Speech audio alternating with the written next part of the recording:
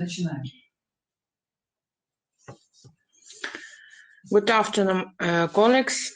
Let me introduce myself. My name is Galyna Cordero. I am qualified person of Pharmacovigilance, GCK Farmak, head of Pharmacovigilance department, GCK Farmak. This topic is very actual for medical doctors and for pharmacists and for regulatory authorities and for pharmaceutical company. Why is very important the role of healthcare professional and pharmacists in the pharmacovigilance system? Because medical doctors and pharmacists, it's various who first meet problems with adverse effects, who see all problems or signs of adverse effect, and it depends a lot of success from how they can very quick to make decision about this situation, how they can solve this problem. It's why now we decide to conduct pharmacovigilance system webinars for medical doctors and for pharmacists together with company standard and technologists. And this webinar is just first step which will involve you as a medical doctor and pharmacist in problems of pharmacovigilance event. We are ready to meet you and give you new knowledge about this topic. Everybody knows from medical fields, healthcare professionals and pharmacists and nurses that no therapy that is effective is free of adverse effects. Yes, it is pity, but every drug has adverse effects, and it's very important to understand which drug has adverse effect and how be with this adverse effect, which decision should to take in this situation. All active pharmaceuticals have the potential to cause harm. Titanic task in this situation is detect adverse effects of drugs and adverse reaction. It is new challenges because therapies become more complex and population is aging, and it is a pity that ecology situation getting worse in our world, and we should be ready to react in this situation and take correct, right decision. Not only the patient achieve commercial success, reducing time to market, increase time on the market, and limit the number of expensive litigation. Within the United States, right now, serious side effects from pharmaceutical drugs occurs in 2 million people each year and may cause as many as 1,100 deaths, according to Food and Drug Administration, FDA. Costs associated with adverse drug reaction are estimated at $136 million annually. Yes, it's a big harm, not just for patient, but for community in general. And it became now social and technical task for our community. It's why pharmacovigilance is very important nowadays. Pharmacovigilance has grown significantly in recent years, and its importance in healthcare system has been recognized worldwide. However, there are considerable issues which need to be addressed to ensure the safety of medicines. And what now we go to the topic, what this mean pharmacovigilance? According to World Health Organization definition, pharmacovigilance is the science and activities related to the detection, assessment, understanding, and prevention of adverse effects of or any other possible drug-related problem. I would like to pay attention that it's right now not just activities, it's now getting status of science in the as a pharmacovigilance, and it's very important to understand that now every drug can get new effects, not just bad effects, but and good effects. From now we see that, for example, drugs as sildenafil right now has positive effects, and its positive effects in pregnancy and in lungs hypertensive patients too. We will discuss this topic later in our webinars, which will be focused on medical doctors and for pharmacists, and we will be very glad to understand what topics do you like to hear and what kind of knowledge you like to get from our webinars. And pharmacovigilance now pay attention, accented and make focus on small molecules in traditional medicinal products, biologics products, vaccines, cellular products, herbal medicines, remedies, medical device. Yes, because pharmacovigilance cover not just question of drugs, of remedies, but many problems are connected with quality of medical devices, and we will pay attention on these topics in our webinars too. How should act every participant of pharmacovigilance system? It means that every participant of pharmacovigilance system should collect and evaluate information scientifically. It means that using modern knowledge and modern skills of pharmacovigilance system, and it's going to ensure adoption of appropriate regulatory decision, not only adverse reaction under normal condition of use, but also is condition of misuse and abuse. Yes, a pharmacovigilance system covering all safety issues and plus issues of lack of efficacy of drugs too. Collect and evaluate information scientifically. What includes this meaning nowadays is continuous review of old and new scientific data, continuous testing, ethical implication, identification of subgroup of a patient as particular risk of adverse reaction, continuous reviews of benefit-harm relationship from discovery to long-established use.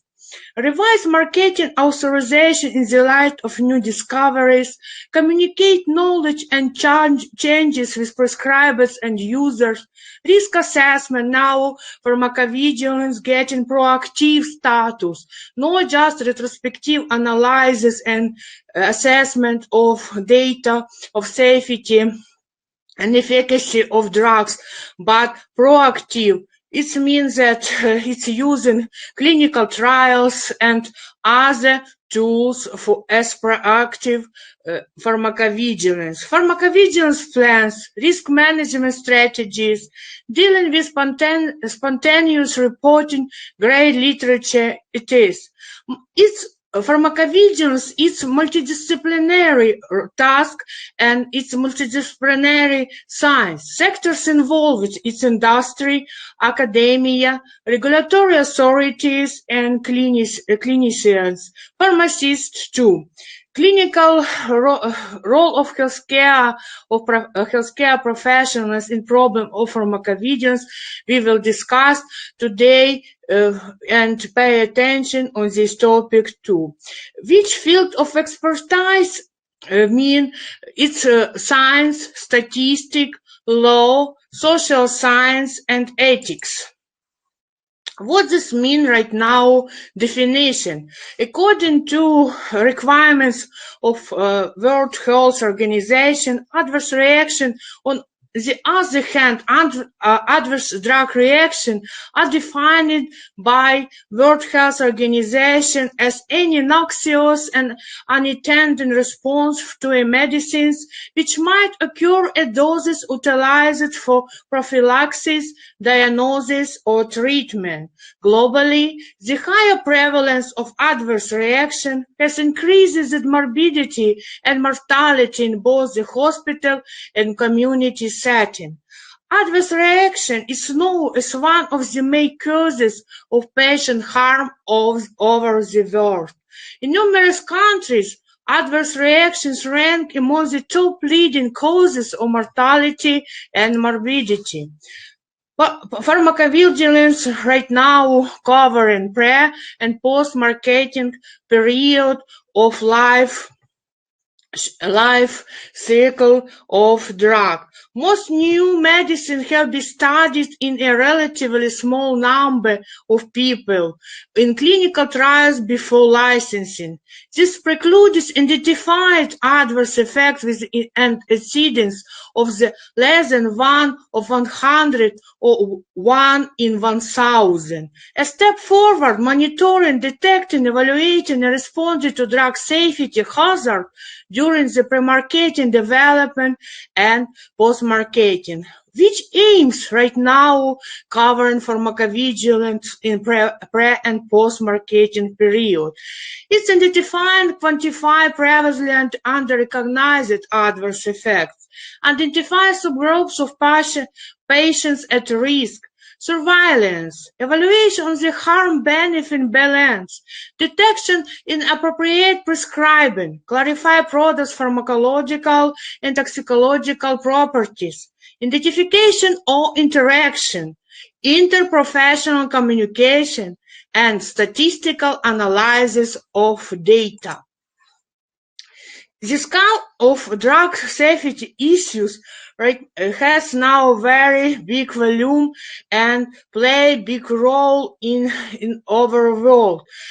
In the United States right now, 3.5, 8.8 million patients are hospitalized annually due to adverse reaction, and 100 to 200,000 patients die annually in France.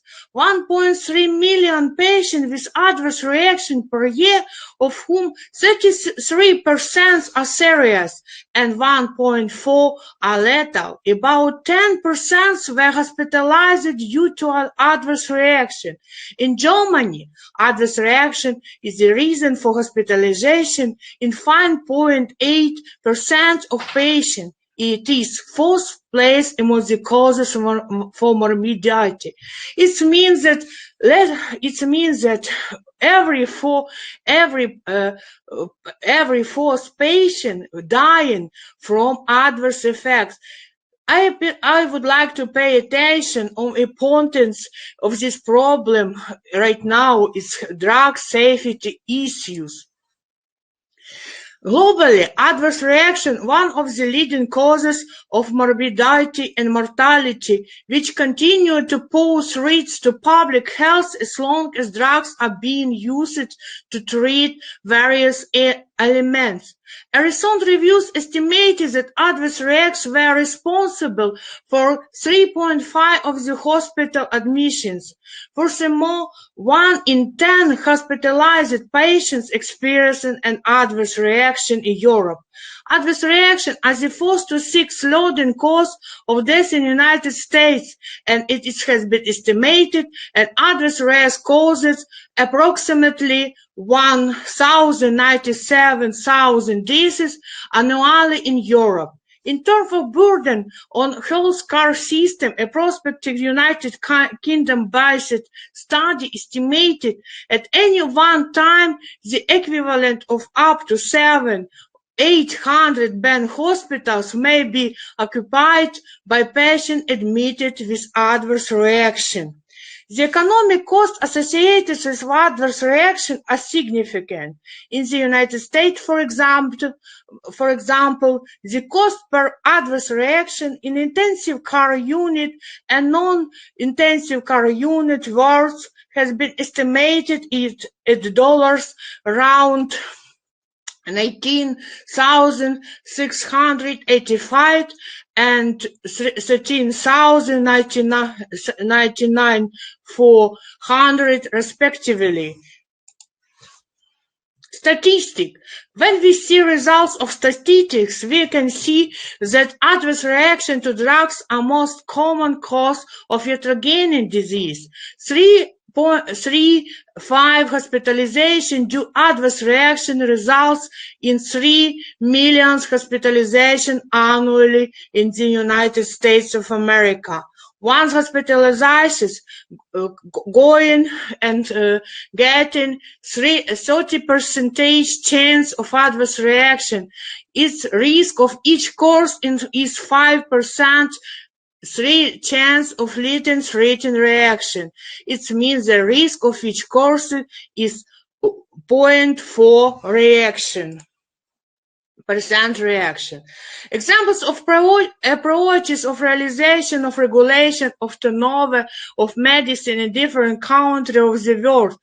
For example, European Union, it means European Commission has these approaches of realization, regulation of turnover. Pharmacovigilance, it's European Medical Agency, MAA, Committee Health Medical Products, and CHMP is Pharmacovigilance Working Group. European Directorate in the Quality of Medicine and Healthcare. In Sweden, responsible department is Evaluation, Regulatory Administration, and Pharmacovigilance Department. Great Britain, Mature Regulatory Authority, Vigilance and Risk Management of Medicine Division. Germany, Pharmacovigilance Division has Denmark, Consumer Safety Division, and even we see in Ukraine, State Expert Center after registration, pharmacovigilance admission. From what was starting activity of pharmacovigilance? Its big accident is the Thalidomide disaster. In 1945, withdrawn from the market in 1961, 1962. In kids, their mothers were taking drugs, thalidomide. These pregnant ladies taking these drugs, and in future, these mothers was born kids with phocomelia. It means that these kids have no extremities, and it was very big problems. Initially it's prescribed to pregnant women and tranquilizer and antiemetic for the morning sickness, never approved by the FDA. Teratogenic effect after one single dose was noticing. 10,000 children worldwide are disabled because of thalidomide. In 1998, it was approved by Food Drug Administration for erythema nodosum leprosum. Teratogenic effect probably due with the antigeogenic effect of the drug, now under investigation as anti-cancer medicine. Importance of preclinical testing. All drugs has preclinical testing period on animals. If we want to talk about thalidomide, we see that pathogenesis of adverse reactions is thalidomide mediated, and activation of NF-κPB takes place in various cells, including endothelial and epithelial cells.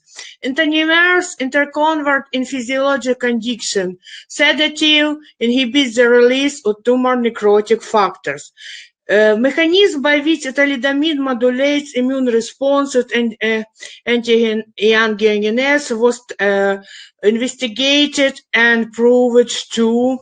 And right now this drug forbidden for pregnant women at least. Teratogenicity is interference with normal development of an embryo abnormalities in neonate. It's drug taken during pregnancy, it's radiation, it's environmental pollutants, it's chemical hazards, workplace, dietary deficiencies, not an hereditary defect. Many mechanisms, they are complex, subcellular level, only detectable and malformation. Most likely direct cytotoxic effect, cell death and necrosis, leads to reduced proliferation, gives rise to malformation of growth of particular tissues. Teratogenicity can appear at every stage on embryogenesis of future kid. Several factors making difficult to establish the teratogenic potential and agent, timing of exposure, different susceptibility of organ system, individual variation, ADRs. Exposure in pre-embryonic period is 0-9 days may cause miscarriage or sometimes no defect seen as a result of fully compensation with pluripotent cells. This period is defined as a file all of nothing. Embryonic period, the time from 15 days to 10 weeks after fertilization, is the most risky period for organogenesis period. During the fetal period from 10 weeks to birth, differentiation and development occurs only the fetus. In this period, teratogen exposure usually don't cause major effects. Rakuten, symptom another bad guy. This agent has several teratogenic effects as serious, craniofacial, cardiovascular, thymic, and central nervous system malformation. If we can see which damaging can causes this drug on picture, and its unbelievable dangerous effect. Which difference between adverse effect and adverse reaction? Semantic is important in this way. When we talk about adverse effect, it means what does the drug does, describe it at any level, molecular, cellular, and organ. Adverse reaction, it's how the subject responds to the drug effect. Describe it at a symptomatic level.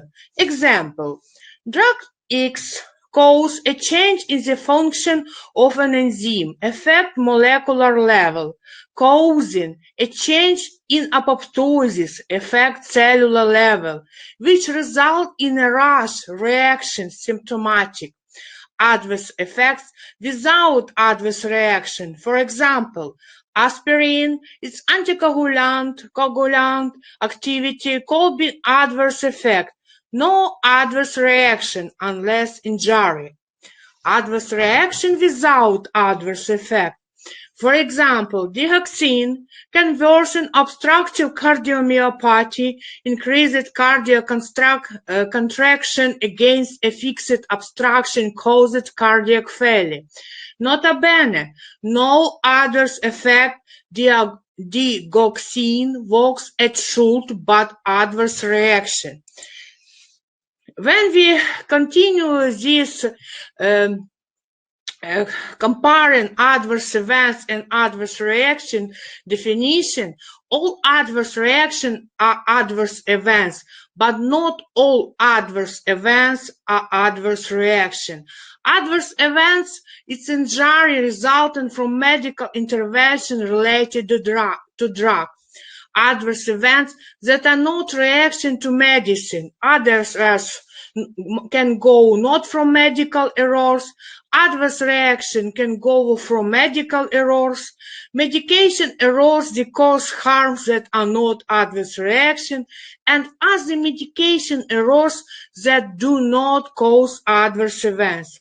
An adverse event is an adverse outcome that occurs while the patient is taking a drug, but it is not necessarily attributable to the drug itself. Important concept in clinical trials. Not every event are drug related, not always possible attributing causality. According to World Health Organization definition of drug adverse reaction, a response to a drug that is noxious and unintended and occurs at doses normally used in humans for the prophylaxis, diagnosis, and therapy of disease or for modification of physiological function. In this slide, you can see how connected meaning and definition. What this mean adverse events? What this mean adverse reaction? What this mean serious adverse events? And what this means to serious unexpected serious adverse reaction? I can pay attention that adverse event can be not just negative but positive in patient. For example, some effects is new in drugs is they can help positive role. When we go back to sildenafil, main effect was cardiac in patient with cardiac pathology, but later was investigated new effects influenced on positive influence on potential or in men, and now its main indication in this group of drugs. And now we see new effects of this group of sildenafil drug. It's what I said before. It's a positive role in treatment, in prevention of abortion in pregnant lady, and positive effect in patient with lung hypertensivity. It's I think this effect now will be investigated, and very soon we can get new indication in this group. I can pay attention you on causes of fatal complication. For example, when we say of clinical signification, it means, for example, symptoms. Yes, bleedings. We can tell now about bleedings. Gastrointestinal bleedings can cause by using steroid drugs, anticoagulants, glucocorticoids at all. Bleeding from other organs can cause by medical using cytostatics, anticoagulants. Aplastic anemia can cause by using by phenylbutazone, butadiene, and cytostatics. Chloramphenicol, levomycin, gold preparation. Acute and chronic liver damage can caused by using chlorpromazine, aminazine, isoniazid, tetracyclines. Kidneys damages, it's to nesteroid inflammation drugs, aminoglycosides, gentamicin, neomycin. Decreases in resistance to infection, cytostatics, corticosteroids. Allergic reaction, penicillins, local anesthetics. You see that several groups of drugs can be causing a reason of appearing adverse reaction. Drugs known for their side effects. For example, streptocide. Date when was noticed this side effect liver damage was 1937, and solvents was changed. Thalidomide is a big tragedy, and we talked about it when pregnant lady taking this drug and their kids got in focal milieu. This drug was forbidden. Levamisatine, 1966, blunt dyscrasia, restricted use.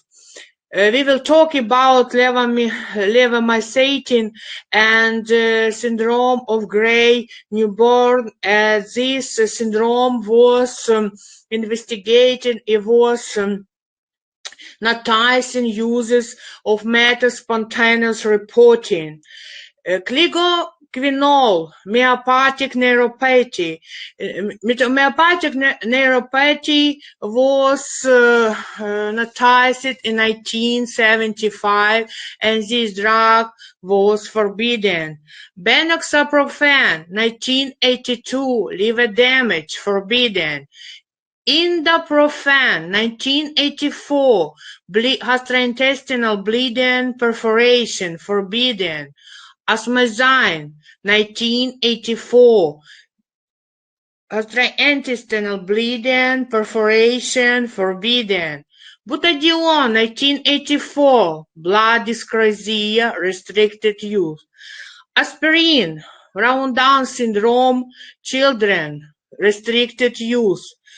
Spironolactone, carcinoma in animals on the clinical investigation, restricted use.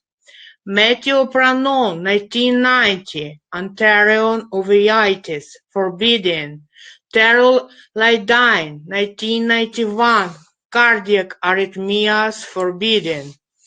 Some drugs withdrawn from the pharmaceutical market.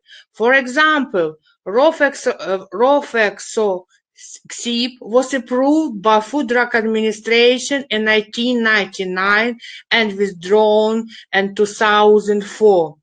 Voldexosib was approved by Food Drug Administration in 2001 and withdrawn in 2005. Both have been reported to be associated with increasing incidence of myocardial infarction and strokes. Nimesulide, due to the high hepatotoxicity. Fenfluramine was withdrawn from the United States market in 1997 after reports of heart valve disease, pulmonary hypertension, cardiac fibrosis. After the United States withdrawal of fenfluramine, it was also withdrawn from other markets around the world. It was banned in India in 1998. Dexfenfluramine Redox was withdrawn from United States market in 1997 due to its cardiovascular side effects. It was also pulled out in other global markets.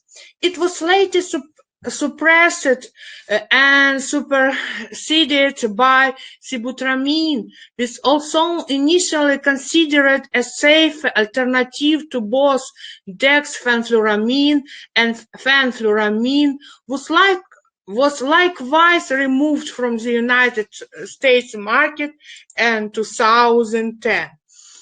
I can show you two very interesting case with Cerevastatin.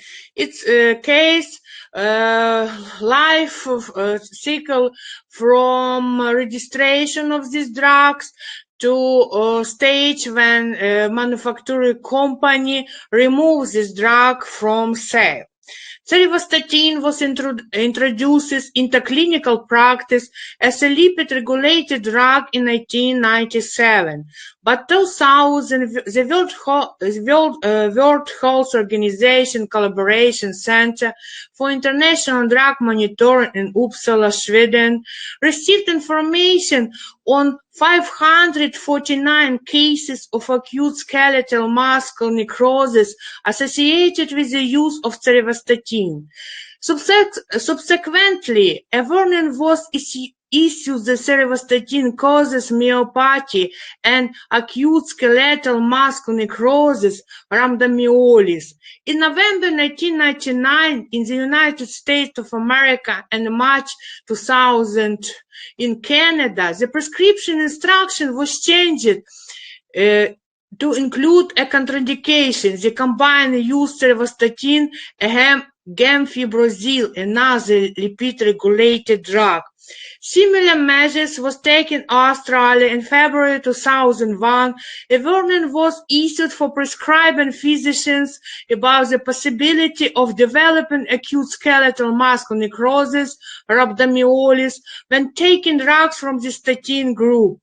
In June 2001, regulatory measures were adopted throughout Europe, indicated contraindication for the combined use of cerevastatin and gemfibrozil. On August 8 of the same year, the cerevastatin manufacturing company removed this drug from the sale. Another case very interesting in it, life itself, it's a recall of Vioxx. During the last decade, the widely recognized recall of Vioxx and non-steroidal anti-inflammatory drugs played a strong role in driving new safety reform at the Food Drug Administration rulemaking level. Approved by the Food Drug Administration in 1999, Vioxx was initially hoped to be safer than previous analgesic medicines due to its lower risk of gastrointestinal bleeding. However, it was estimated to have contributed to fatal heart attacks in thousands of patients in the United States. With regards of Vioxx withdrawal, there was a widespread debate for reforms in the United States FDA's procedures for pre- and post-marketing medication safety regulation. It is also critical for healthcare professionals and pharmaceutical companies to approximately monitor drug safety in post-marketing safe.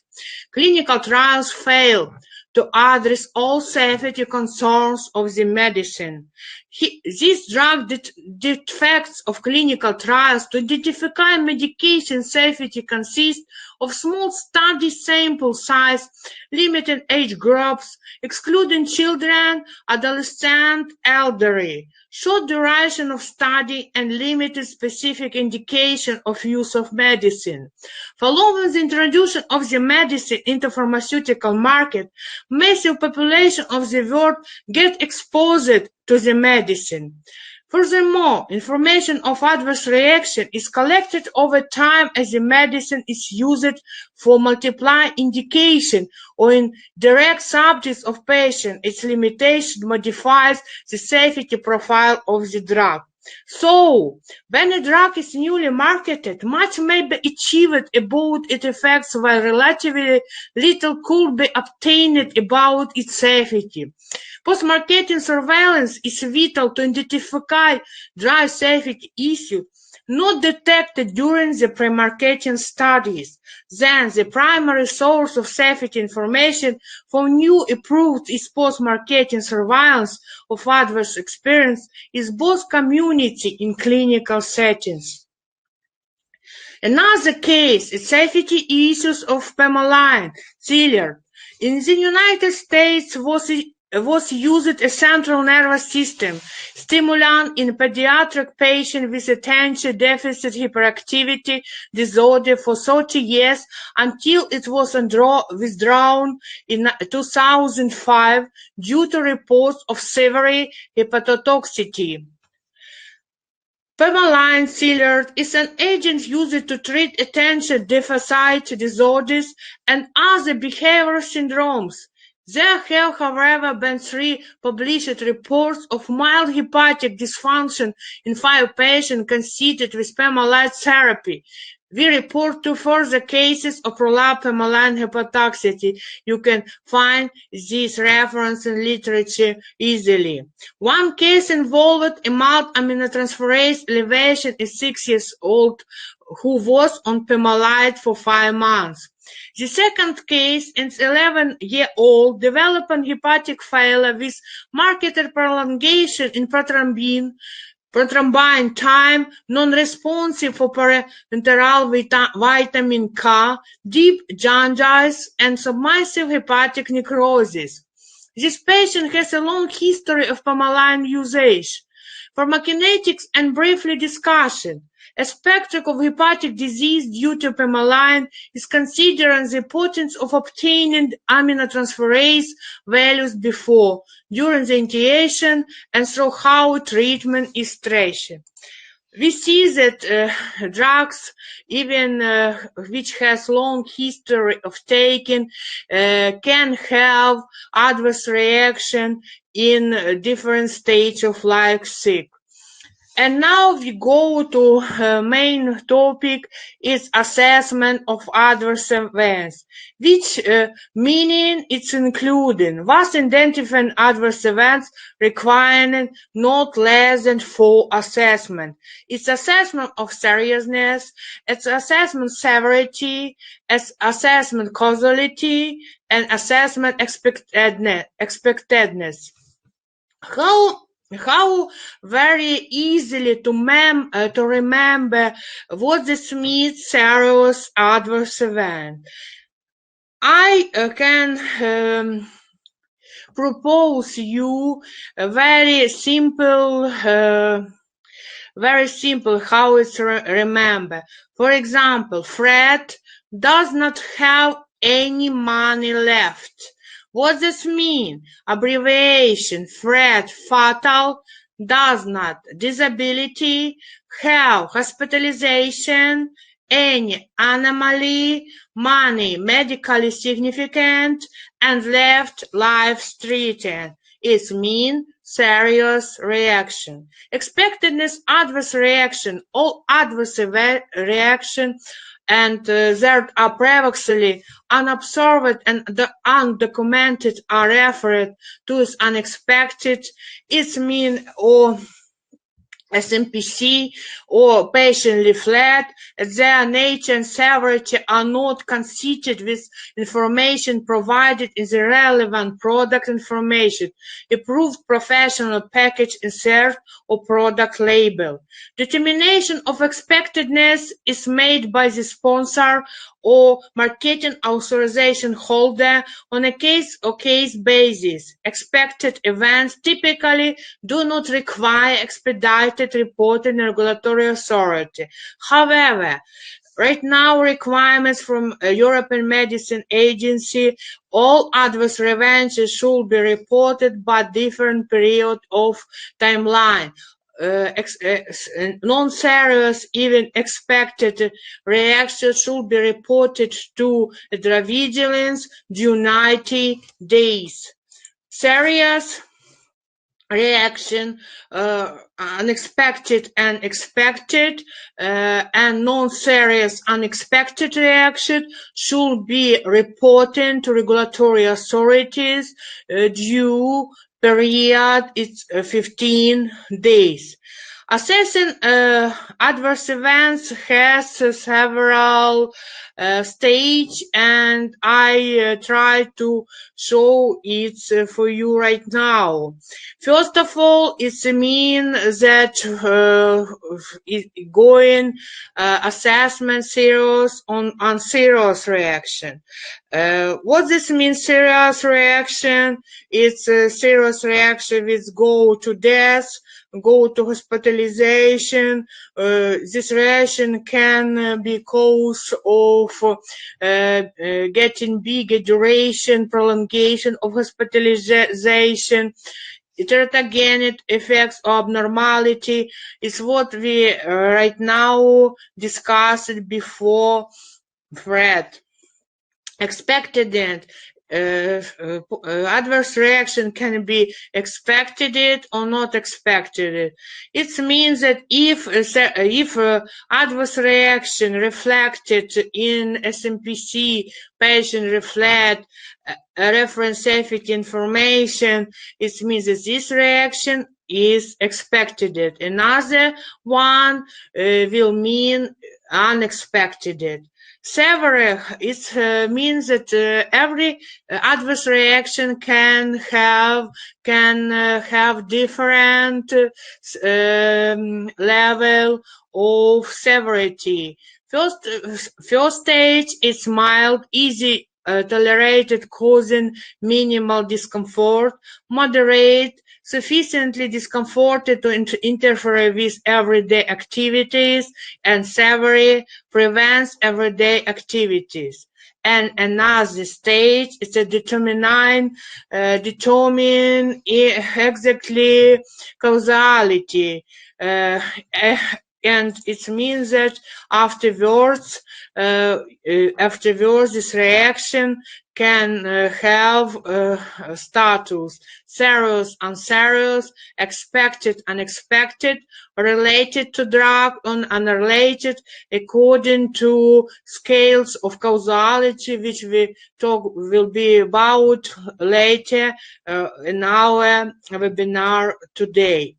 Right now, I want to pay your attention on classification of adverse reactions, Wills and Brown. It has several types of adverse reaction. Type A is augmented, type B BIZZARE, type C chemical, type D delayed, type E exit end of treatment, type F familiar, type G genotoxicity, type H hypertensivity, type U unclassified. Pathological classification of adverse reaction most using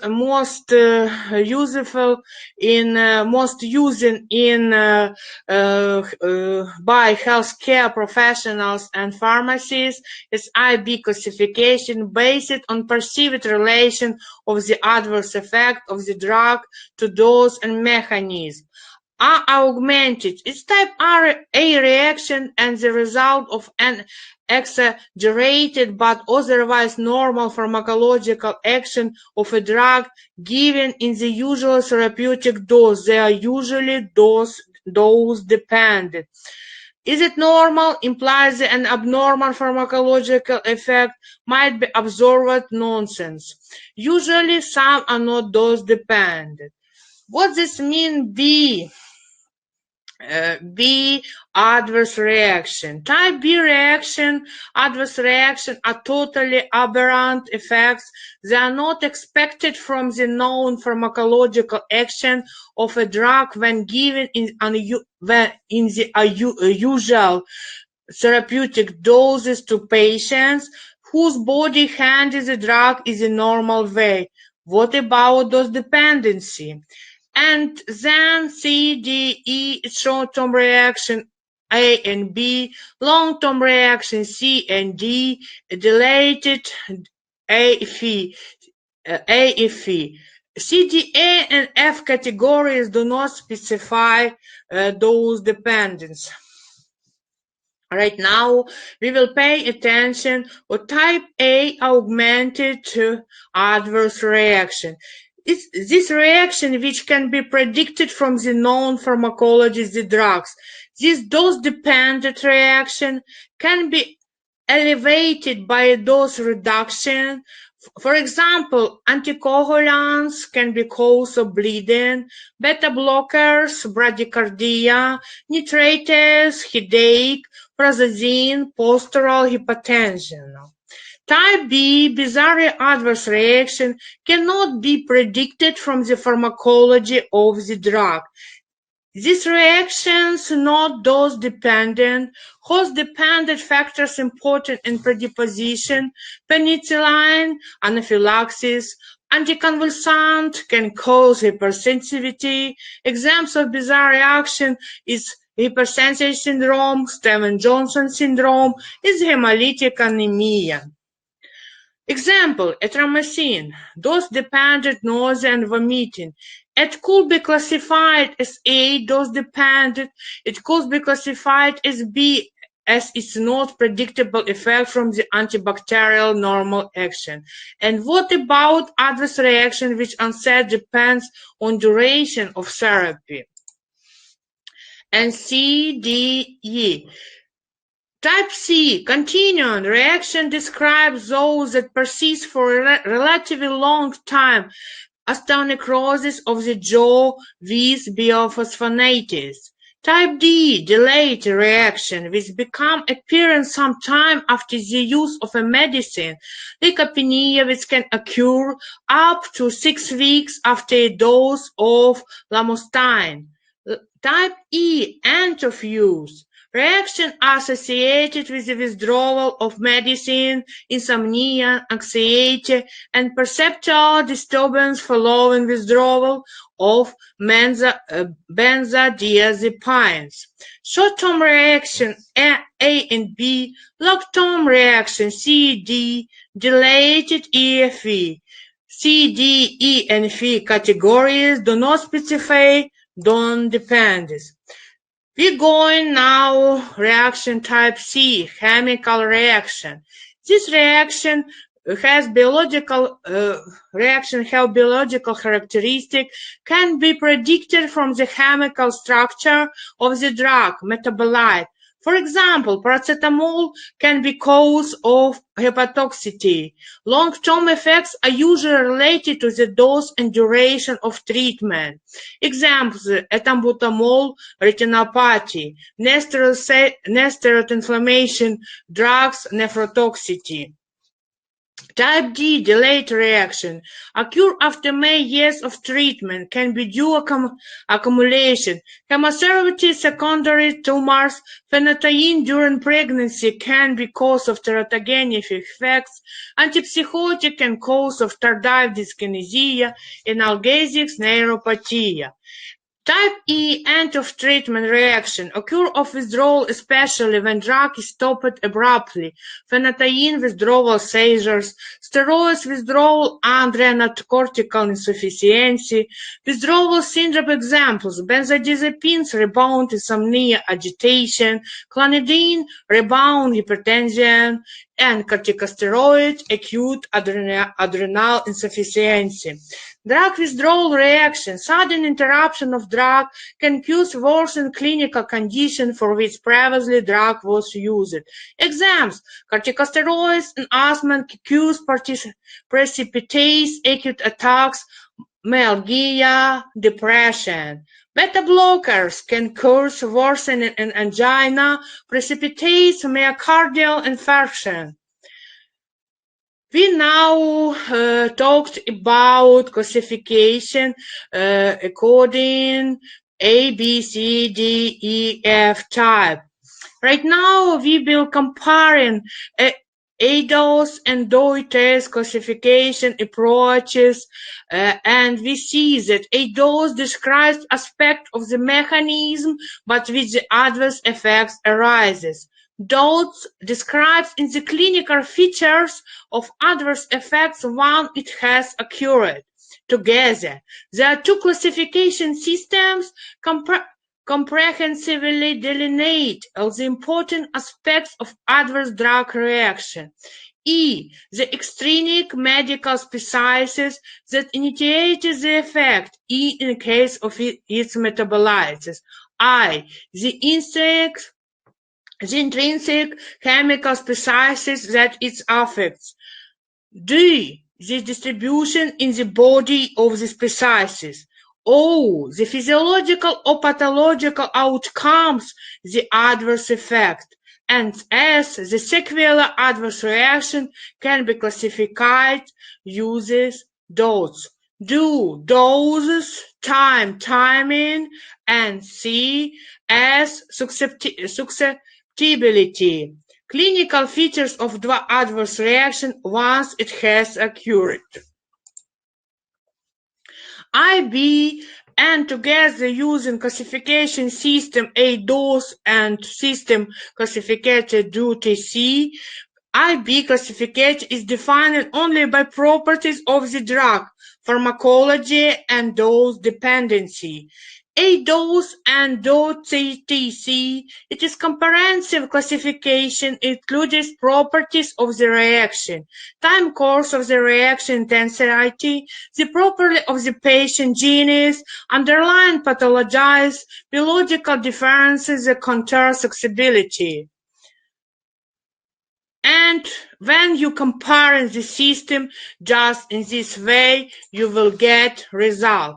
Extrinsic species in medicine. It includes the drug molecule itself, an excipient, and contaminant, and adulterant, and degradation product and derivative. Identifying the extrinsic species, the cause of adverse reaction, has important practical consequences. Example, breakdown product of tetracycline cause Fanconi syndrome. This causes the manufacturers to decrease the shelf life of tetracycline. How to apply EIDOS using this classification system. For example, adverse reaction, pathological gambling due to dopamine receptor agonist, extrinsic malady, dopamine agonist, and this cell is named pramipexole. Instinct moiety, dopamine receptor, D1, D2. Distribution, brain. Outcome, altered cell function, nature unknown, a sequela, pathological gambling. Adverse reaction, for example, pathological gambling due to dopamine receptor this adverse reaction, how classified according dot system. Adverse reaction, pathological gambling due to dopamine receptor agonist. Dose relation, collateral, time course, intermediate, and susceptibility, genetic, D1 receptor allele, DRA 800TC. Age, young age of onset of Parkinson. Sex, male. Exogenous, combined therapy with levodopa. And just complementarity, EIDOS and UTC, using extrinsic species, sizes, drug molecule, excipient, contaminant, adulterant, degradation product, and derivative. And you see how it's going on triggering and those related benefit harm, susceptibility, a time course. Case study, 55-year-old woman admitted to hospital with shortness of breath, cough, and fever. EKG showed atrial fibrillation with rapid ventricular rate and normal QT interval. Electrolytes within normal range. Diagnosis, pneumonia. Treatment, erythromycin. Response, premature ventricular contraction after the first dose of erythromycin. After 30 of the second dose, the patient experienced Torsade points. Its consequences from arrhythmia from cardiac system. Again, after 30 minutes on the third and fourth dose, Torsade points was not titrated. The treatment was discontinued and pacemaker was inserted. This potentially fatal condition of commonly used antibiotic is rare. Increased physician awareness is important, especially in patients with predisposing factors like electrolytes abnormalities, use of class 1A and class 3 antiarrhythmic drugs, and presence of prolonged QT interval, congenital prolonged QT syndromes. Torsade points the case of terramycin. It's a polymorphosis ventricular tachycardia. Examples of designed medical event of as example Stephen-Jones syndrome, anaphylaxis, can be aplastic anemia. Going back to this case, Torsade points QRS amplitude varies with the characteristic illusion of twisting of the QRS complex, which we can see on the EKG around the isoelectric basal line. Torsade point is associated with a prolonged QT interval. Torsade is a life-threatening condition, arrhythmia, and may present a sudden cardiac death in a patient with structurally normal health. It can be even fatal outcome. Macrolide antibiotic, erythromycin, when we're talking now about erythromycin, it's bacteriostatic, bactericidal at higher doses. Active against aerobic gram, cocci, and bacilli, usually prescribed for pulmonary infection and to patients that are allergic to penicillin.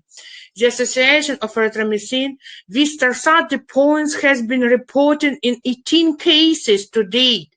Erythromycin has been shown to produce electrophysiological effects similar to those of class 1A and class 3 antiarrhythmic drugs or the cardiac muscle. At low doses, it is used as prokinetic. Patients found electrolyte abnormalities, hypokalemia, hypomagnesemia, hypocalcemia should be checked frequently to avoid the lethal tachyarrhythmia whenever possible. Rapid intravenous infusion of erythromycin, which achieve large serum concentration, should be avoided. Erythromycin, why appear Torsade points. Erythromycin prolongs all phases of the action potential. The ability to delay repolarization could explain its tendency to produce prolongation of the QT interval. Action interval, no effect, and 10 milligram on liter. Moderate change and 50 milligram on liter is substantial alteration at 100 milligram of liter. Factors that can after erythromycin metabolism can enhance plasma concentration is hepatic damage. Co-treatment with drugs that inhibit cytochrome 450, grapefruit juice. You see what can cause of Torsade points. Right now we can see table causes of Q2 prolongation, Torsade points, different drugs, and we be aware of this situation. Susceptibility of adverse reaction, classes of drug-related adverse reaction. Toxic is adverse reactions that occur in therapeutic concentration. Collateral occur in standard therapeutic concentration. Hypersusceptibility occurs at subtherapeutic doses in susceptible patient. It means sensitive patient. It's older patients, it's population, kids patient, pediatric patient. It's patient with disease and disorders from hepatic and kidneys system. It's very sensitive group of patients. Susceptibility is the capacity to have adverse reaction. Genetic factors can play a role. Age, gender, physiological factors, pregnancy, diabetes, endogenous factors can play roles too. It's interaction drugs with food and interaction suspicious drugs with other drugs. And when you see this curve, you can see how this effect can grow, taking into account what kind of dose, subtherapeutic, therapeutic dose, supratherapeutic dose, and benefit response going using supratherapeutic doses, and it has effect of toxic reaction. Susceptible patient, we talked now about this group and we will repeat because it's very important. It's taking into account age, adult and young elderly. It's taking into account that patient has incurrent disease. It's renal, hepatic, cardiac disease. It's pre-existing viral bacterial infection that can play too on how this adverse reaction will have duration and what symptoms can have this adverse reaction and severity of adverse reaction. Abnormal abnormal metabolism and drug responses taken into account, ethnic variation, genetic disorder and allergy. We know that, for example, beta blockers and blocker of enzyme ICE act in different ethnic groups, for example, in Caucasians and in other different groups. We should take into account race issues and genetic disorder, ethnic variation, and allergy, anamnesis of allergy. Multiply drug therapy. Risk of adverse reaction or interaction increases as number meds taken increases. Synergetic but complicated but multiply disease states. Causality design in medical events. When we talking about causality, we should take into account is the event real or is just one-off occurrence? Causality: when an adverse reaction is real, it has to be assessed. Designed medical events extremely rare and serious conditions except when associated to medical products. Pathognomic, Stevens-Jones syndrome, Torsade point. Definitive adverse reaction is obvious case or at most few reports are necessary. The attribution to the drug has to be irrefutable and or demonstrable. Extra-intracellular deposition of the drug of a metabolized calculi. Specific location pattern in BIZZARE extravasation. Physiochemical dysfunction or tissue damage, photosensitivity, in infection, vaccines.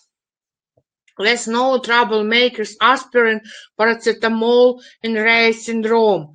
Encephalopathy and fatty acid change associated with influenza B or varicella virus infection in children below 12 who have taken aspirin. Encephalopathy follows hypoglycemia, hyperammonemia, and decrease in short-chain fatty acid due to liver involvement. Do not administer aspirin or salicylitis to kids with varicella or flu-like symptoms. 6 cases of Reye syndrome have been reported after administration of paracetamol, and was questioned adverse reaction it was or not. Still under debate, but right now the case is getting more in kids, and this question now discussion. Initial symptoms: persistent, effortless vomiting, lethargy, loss of energy, drowsiness. Advanced stage symptoms: extreme irritability, agitation, delirium, a severe state of mental confusion and anxiety, sometimes associated with hallucination and coma. Key signs of encephalopathy, which follows hypoglycemia, hyperammonemia, and decrease in short-chain fatty acid due to liver involvement. To be or not to be? What's this question? Causality assessment: the evaluation of the likelihood that a particular treatment the cause an observed event. Routine procedure and pharmacovigilance. Causality assessment: expert judgment, operation algorithm has and probabilistic approaches, and standardization is a key word. Causality, how to decide. How to decide? We will talk now about it. It's taken into account expert judgment, individual assessment based on previous knowledge and experience in the field, using no standardized tool to arrive at a conclusion regarding causality. Algorithms assess on specific question with associated scores of calculating the likelihood of cause-effect relationship. Probabilistic approaches use specific findings in a case to transform the prior estimate of probability epidemiological information into a posterior estimate of probability of drug association background information plus evidence. No single method in universe expected. Expert judgment method. From clinical assessment of physician, single evaluator or a panel of experts or board of experts, evaluation of all variables, the relative importance, give probability of the role of drug, comparison of the report, consensus made decision, not always unanimous. According to Swedish regulatory agency, evaluated variables, temporal sequence, previous knowledge, dose relationship, concomitant drug, rechallenge, and alternative etiological candidate, events classified as probable, possible, non-accessible, and unlikely. Other methods are available, all have the same drawbacks. It rely on clinical judgment. Clinicians tend to overestimate the likelihood of causality. Various algorithms for causality assessment. There are many various algorithms for causality assessment. Most user right now is Naranjo ADR probability scales and worst case probability assessment scales, but there are more than these two algorithms for causality assessment. It's a European ABO system, it's Kramer's algorithm, it's Karch and Lasagna scale, it's Bayesian probability approach, it's French imputation methods, and John scale Spanish quantitative imputation scale.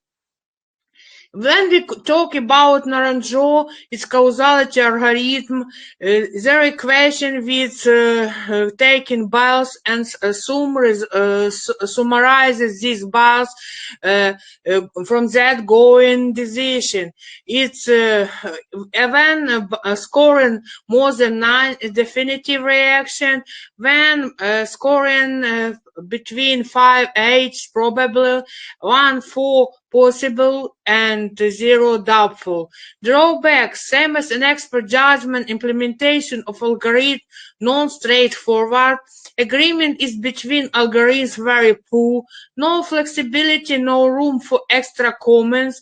If one classes to assign causality, other adverse reaction can be wrong if you use just one scales Naranjo. World has causality scales. This method includes the following 4 criteria. First, it's time relationship between the drug use and adverse event. Present absence of other competing causes, medication, disease process itself, responses to drug withdrawal or dose reduction, dischallenge, response to drug readministration, rechallenge. You see that 4 criteria is very important for World Health scale algorithm. Various algorithms, they take into account temporal time relationship, alternative causes, previous reports and documentation, response to the challenge, response to rechallenge, blood levels of the drugs. When you see how assessment causality using word health algorithm, you see that causality gradation is certain, probable, likely, possible, unlikely, conditional, unclassified, and accessible, unclassified. What this mean in gradation setting is assessment criteria, event or laboratory test abnormality with positive time relationship to take and intake. Cannot be explained by disease or other drugs. Response to withdrawal pharmacology pathologically. Event definitive pharmacologically or pharmacoepidemiologically. Rechallenge satisfactory if necessary. Certain main criteria, it's a challenge, re-challenge. It means that effect appear when drugs patient taken again. It's a very important factor, can show that this certain causality between taking drugs and appearance of adverse effects. Probably, likely, event or laboratory test abnormality with reasonable time relationship to use for drug intake, unlikely to be attributed to disease or other drugs, response to withdrawal clinically reasonable, rechallenge not required. Possible event of laboratory test abnormality with reasonable time relationship to drug intake could also be explained by disease or other drugs. Information on drug withdrawal may be lacking or unclear. Unlikely causality, event or laboratory test abnormality with the time of drug intake that make a relationship improbable but not impossible. Disease or other drugs provide explanation. Conditional, unclassified. Event or laboratory test abnormality, more data for proper assessment needed, or additional data under examination. Unaccessible or unclassifiable. Report suggesting an adverse reaction, but cannot be judged because information is insufficient or contradictory. Data cannot be supplemented or verified. By these terminologies or World Health Organization UMS causality assessment scale take into account challenge giving of the drug to the patient during the adverse reaction or treatment, the challenge stopping of the drug usually after an adverse event or the end of planned treatment, the challenge may be complete or partial in the drug is fully stopped or decreases in dose, and adverse reaction may fully disappear or only partially decrease. Positive dechallenge. Adverse reaction disappeared after stopping of the drug. Negative dechallenge. This refers to the adverse reaction does not disappear after stopping the drugs. Rechallenge, it means restarting of the same drugs after having stopped it, usually for an adverse reaction. Rechallenges may also be complete or partial. Negative rechallenge. This is the case where the adverse reaction does not recur after the drug is restarted. Positive rechallenge adverse reactions recurs after restarting the drug. Pre-challenge is a new term that refers to the use of the same drug and same point in the past. Reference is, you can see on slide, you can use it in your practical diary. When you can compare algorithms characteristics, you can find positive and negative side of the scales. And my advice to use several scales, because in this way you will get full methods and you will get very very full this characteristic. For example, Galyna algorithm advantage no specific advantage in comparison to others. Limitation has reliability validity not well established. Background algorithm more specific. The Jones algorithm consume more time than others. You see the timeline. Needed time can be more comparing with others algorithm. Jones algorithm shorter and quickly to complete but detect at least adverse reaction. Cannot be identified actual cause. Kramer advantage more specific than others but has some limitation. Clinicians can disagree on the weighting values, make subjective judgments for some questions, and unexpected adverse reaction may not score well. Naranjo using very often now in pharmacovigilance practice. This case dependability and validity not confirmed in children, and drug interaction very weak. World Health Administration scale UMC mainly advantage mainly planned as convenient tool for assessment of individual case reports, but has some limitation too. It's not a probabilistic method and creates extensive predictability in evaluation is hard to remember because it has several graduation. Anti-methods style algorithm characteristics type B adverse reaction just cover less acceptable in practical daily pharmacovigilance practice. Right now we will talk about probabilistic approach. It's now enough new methods and new approach, use of specific finding in a case to transform a priori into posterior probability of drug association and has a scale from 0 to 100%.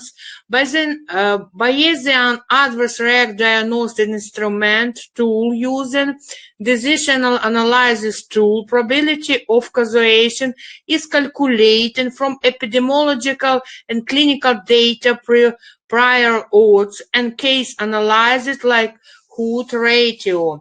The probabilistic approach uses the same criteria on professional judgment method, but it attaches probability to each criteria. It's more useful. It is open. It makes a more clear result. It is open-ended with no limit to the amount of case details that can be assessed. Evaluation variables. It include temporal sequence, previous knowledge, dose relationship, concomitant drug, alternative etiological candidate, and epidemiological and clinical trial information.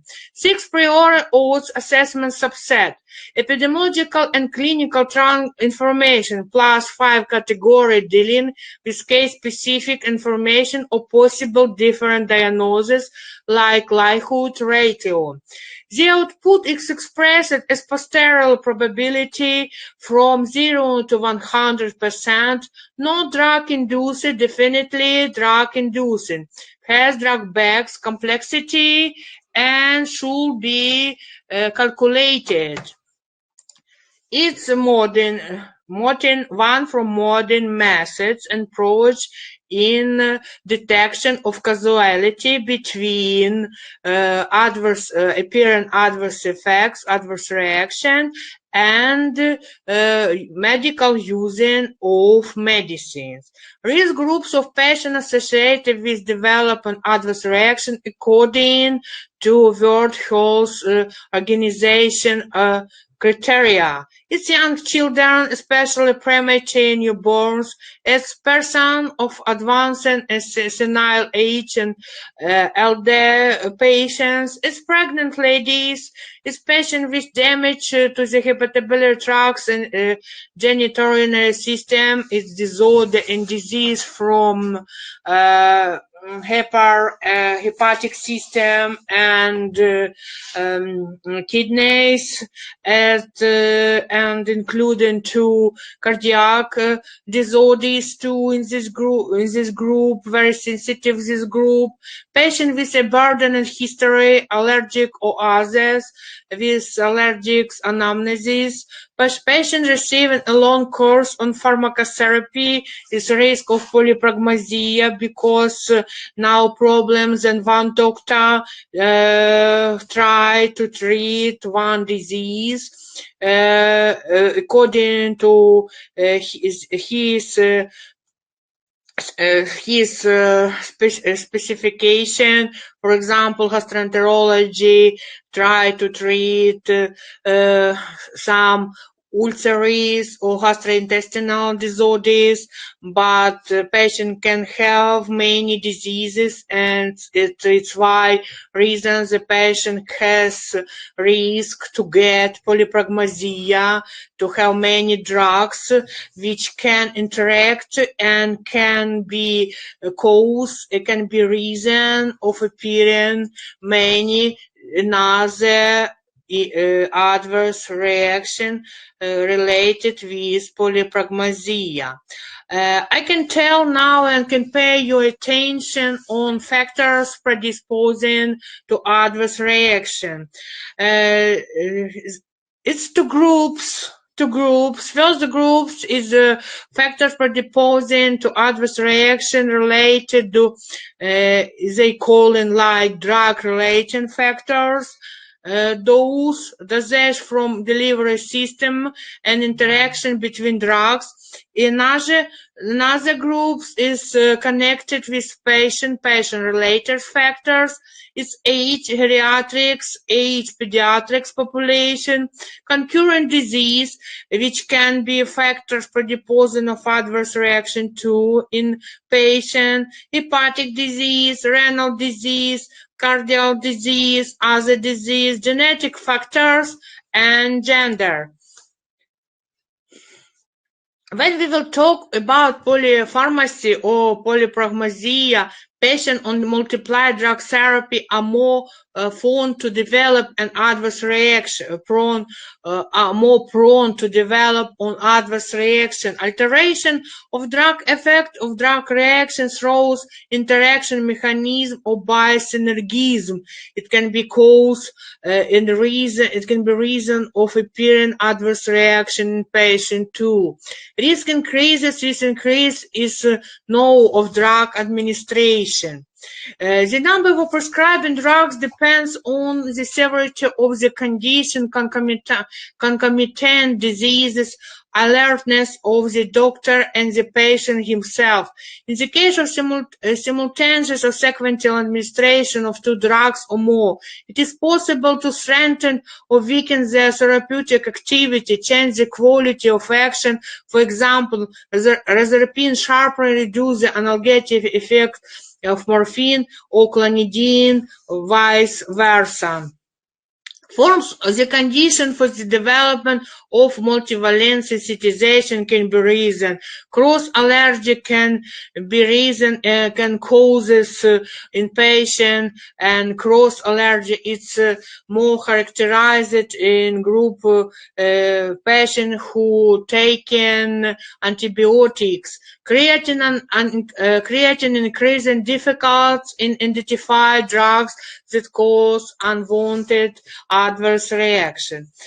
Age, it's predisposing factors of adverse reaction too.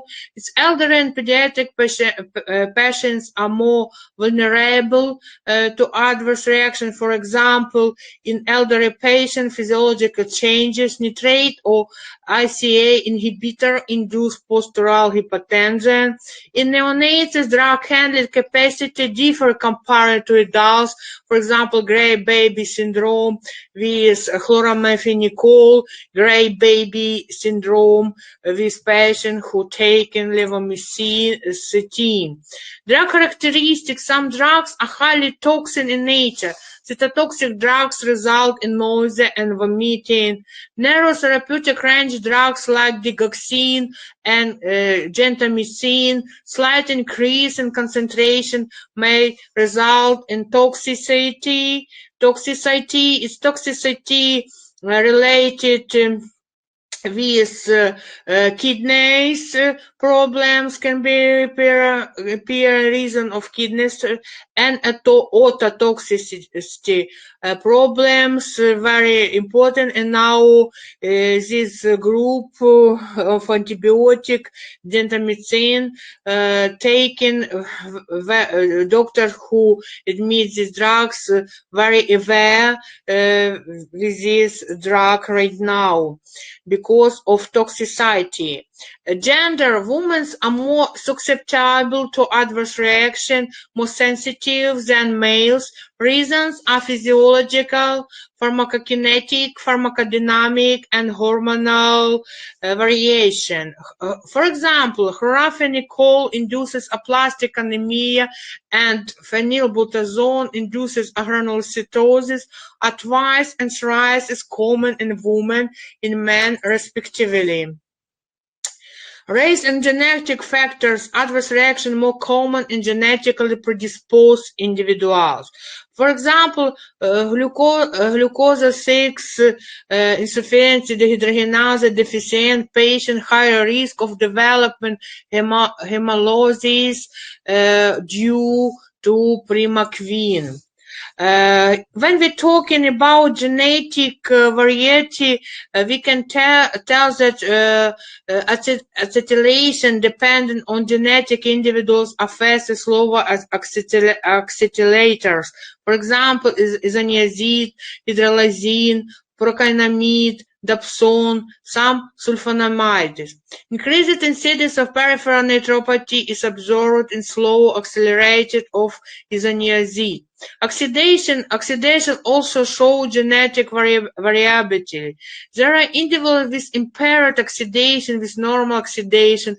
Impaired oxidation ones are called as poor metabolized, and ones with impaired oxidation are called a poor metabolized, and the ones with normal are called extensive metabolizers. For example, succinylcholine hydrolysis.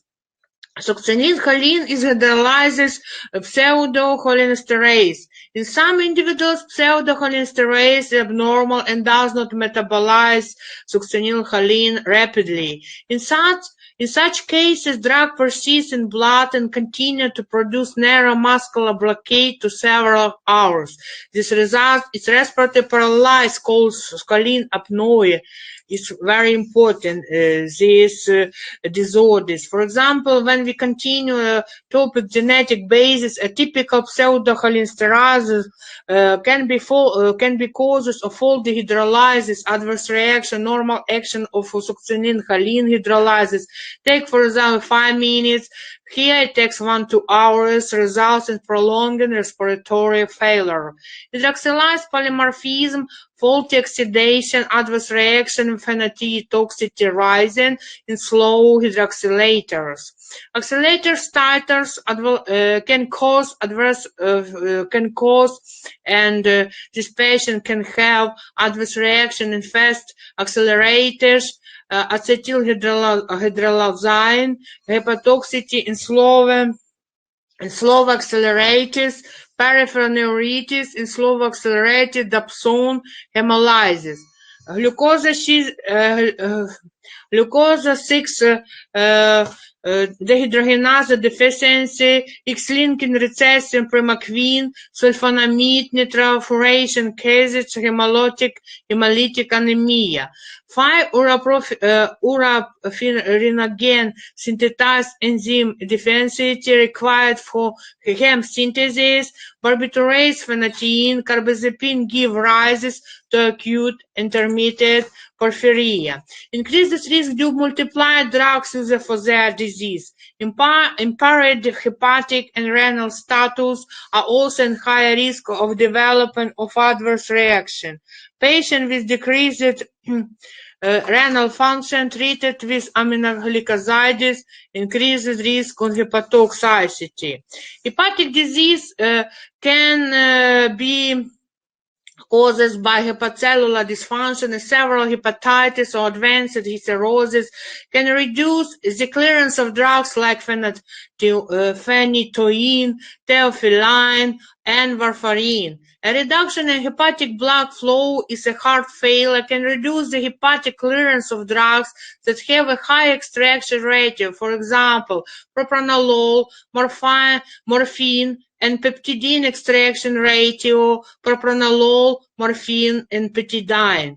Reducing production of plasma proteins, albumin, by the liver in cirrhosis can lead to reduced protein binding of drugs. Hepatic congestion and reduced liver blood flow may impair the metabolism of some drugs, for example, lidocaine.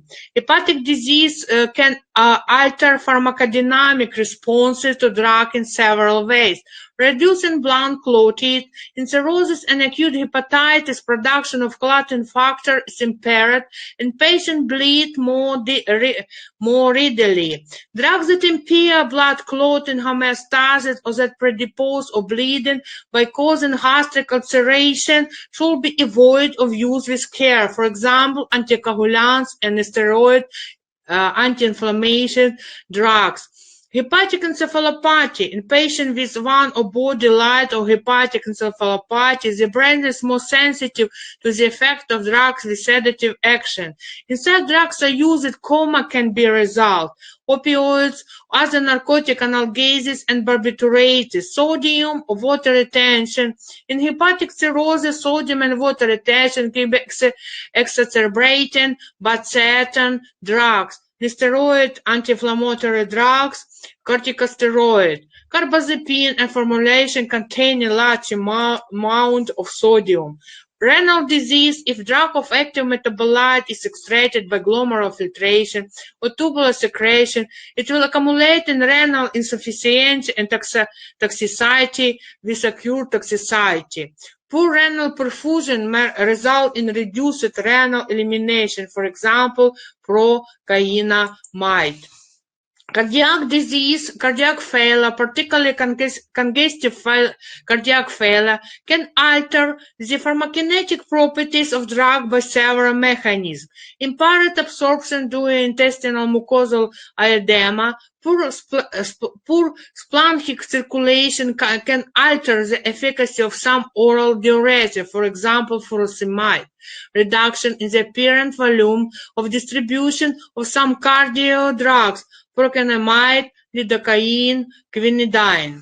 It is very important to take into account presence in patient cardiac disorder. Pharmacodynamic variation. Various factors influences body reaction on drugs. It may be due to hepatic disease, reduced blood clotting, reducing blood clotted hepatic encephalopathy, sodium and water retention, altered fluid and electrolyte balance. Altered fluid electrolyte balance is the pharmacodynamic effect of some drugs are altered by changing in fluid and electrolyte balance. Example, the toxic effect of cardiac glycosides are potential by both hypokalemia and hypercalcemia. The class 1 of antiarrhythmic drugs such as quinidine, procainamide, disopyramide are more arrhythmogenic in the hypokalemia. Non-dose related adverse reaction, it may proceed in either procedure: immunological reaction, pseudoallergic reaction, pharmacogenetic variation, a pharmacogenetic variation in some patients. Immunological reactions. There is no relation to the usual pharmacological effects of the drug. There is often a delay between the first exposure to the drug and the occurrence of the subsequent adverse reaction and the occurrence of the subsequent adverse reaction in some patients. There is no formal dose-response curve. The illness is often recognizable as a form of immunological reaction like rash, serum sickness, urticaria. Factors involving drug allergy are drug and patients. The drug can be macromolecules such as proteins, vaccines, enzymes such as streptokinase, polypeptides, insulin, and dextrans can themselves be immunogenic. Dextrans can themselves can have immunogenic values. The patients. There are genetic factors that make some patients more likely to develop allergic reactions than others. A history of allergic disorders and HLA status antigens of human lymphocytes. Pharmacogenetic variation, it may involve restal enzyme defects, porphyria, and malignant hyperthermia. Porphyrias constitute a group of disorders having biosynthesis. Different types of porphyrias are acute intermittent porphyrias, variegated porphyrias, porphyria cutanea tarda, erythropoietic porphyria. Each type of porphyria is associated with different abnormality of enzyme and hem biosynthetic pathway. Drugs to be avoided in porphyria is barbiturates, dapsone, chloramphenicol, and diclofenac. Malignant hyperthermia, it is autosomal dominant generic disorder of skeletal muscles that occurs as susceptible individuals undergo general anesthesia with inhaled agent, halogenated and muscle relaxant like succinylcholine relaxant. This rare condition of some controlled release of calcium by sarcoplasmatic reticulum of skeletal muscle leads to muscle spasm, hyperthermia, and autonomic liability. Dantrolene is indicated in life-threatening situations. Long-term effect has sometimes adaptive changes. Examples include development of tolerance to and physical dependence on the narcotic analgesics, or the occurrence of tardive dyskinesia in some patients receiving long-term neuroleptic drug therapy for schizophrenia. Rebound and withdrawal phenomena during long-term therapy, sudden withdrawal of the drug. During the long-term therapy, sudden withdrawal of the drug can result in rebound reaction. Examples: barbiturate, restlessness, mental confusion, and convulsions. Beta-adrenal receptors can be cause of rebound tachycardia, which can precipitate myocardial ischemia.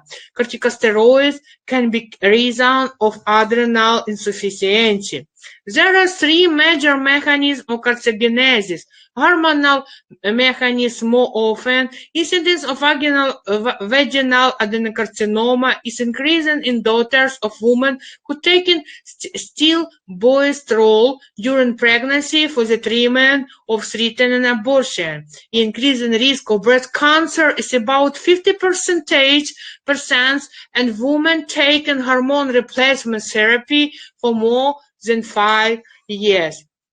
Gen toxicity occurs when certain molecules bind to nuclear DNA and produce changes in gene expression. For examples, bladder cancer in patients taking long-term cyclophosphamide carcinomas of renal pelvis can be caused with the phenacetin abuse. Non-lymphocytic leukemia in patients receiving alkylating agents such as melphalan, chlorabutyl. Suppression of immune response in patients taking immunosuppressive drugs such as azathioprine with corticosteroids have increased risk of developing lymphomas. Effects concerned with reproduction, impaired fertility. Cytotoxic drugs can cause female infertility through ovarian failure with amenorrhea. Male fertility can be reduced by impairment of spermatozoal production or function and can be BIZZARE. Reversible impairment can be caused by sulfazoline, nitrofurantoin, MAO inhibitors, and antimalarial drugs. Irreversible impairment due to azoospermia can be caused by cytotoxic drugs such as escalated agent cyclophosphamide and chlorabutyl. Teratogenesis is a fact concerned with reproduction too. Teratogenesis occurs when a drug taken during early staging of pregnancy causes a development abnormality in the fetus. Drugs can affect fetus in 3 stages: fertilization and implantation. Conception for 70 days can cause failure of pregnancy, which often goes unnoticed. Organogenesis 1855 days of gestation.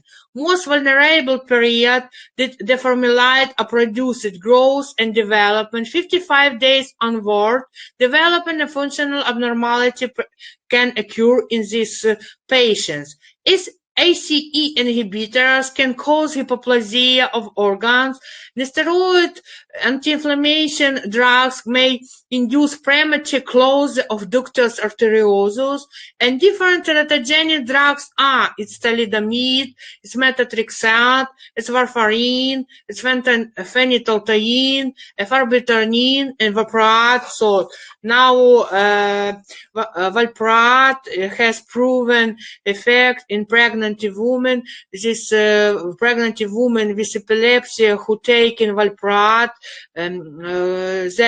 their future kids can have problems with abnormality. There is very big teratogenic effect, and some countries now having special programs for pregnant women, and these drugs taken with epilepsy, just in case when another drugs cannot be taken, these pregnant women with epilepsy. Red cell enzyme defects. Unusual drug reaction occur in individuals whose erythrocytes are deficient is one of 3 different but functionally related enzymes: a glucose 6-phosphate dehydrogenase, glutathione reductase, and metaglobulin reductase.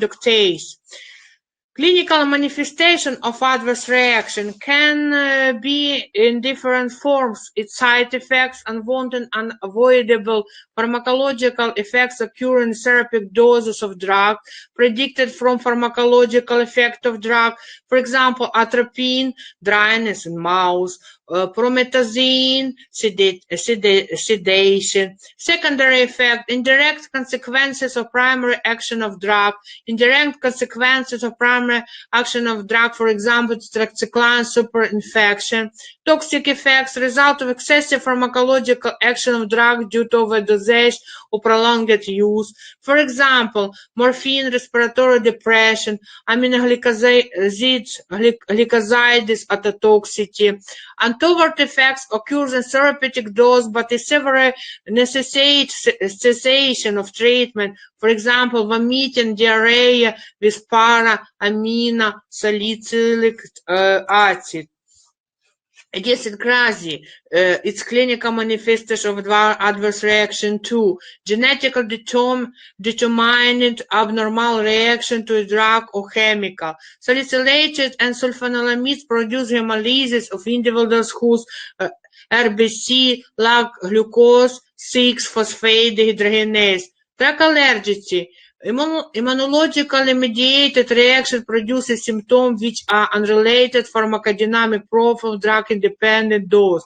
Photosensitivity, drug or metabolite accumulates in the skin, absorb light, undergo pharmacochemical reaction to cause local tissue damage. For example, tetracycline, fluoroquinolone, sulfonylamides. drug interaction. For example, warfarin, which is highly protein bound, is displaced by valproic acid, leading to bleeding. Aspirin inhibits platelet aggregation together with heparin and anticoagulant, leads increased risk of bleeding. Pregnancy, sulfanilamide young dies and brain damage in the fetus. Warfarin can cause birth defects and increase its risk of bleeding problems in newborn and mothers. And lithium defects of the heart, Epstein anomaly, lethargy, reduces muscle tone and underactivity of the thyroidic gland. Iatrogenic drug-induced disease can be caused, for example, nesteroid anti-inflammation drugs, peptic ulcers, hydrolyze can be daily caused, phenethylamine Parkinsonism, and this medical doctor should pay attention. A very sensitive group for adverse reaction is children. Children are not small adults when taking drugs. They have specific activity of some system and organs, and the medical doctor should pay attention on it too. Children differ from adults in terms of risk for particular adverse specific some system. Adverse occurrence early in life can additionally be accompanied by lifelong morbidity. The lack of reliable data in pediatric population associated with specific problems, including limited availability of safety data due to the lack of clinical trials in the pediatric population, under or overdose in some age groups due to the lack of pharmacokinetic data, those find studies, and overdosing can be a reason of even fatal outcomes. Maturation, growth, and development of pediatric populations susceptible to drug-induced growth and development disorders, as well as delayed adverse reaction, not findable in adults. Adverse in children. Why so frequent adverse reactions in this group? Because so many off-label use, the limited availability of medicine specifically designed for the pediatric age, less than 15% of drugs currently marketed and less than half of those specifically intended for children are operated on the basis of clinical trials, which demonstrate specific features of risk-benefit balance in children. Now we go on in practical approach how work with other adverse reaction, how identify adverse reaction. Identifying adverse reaction, starting from assessed causality between drug and suspected reaction by using various algorithms. We're talking about that it's healthcare professional and pharmacists should say it's serious, unserious, expected, non-expected.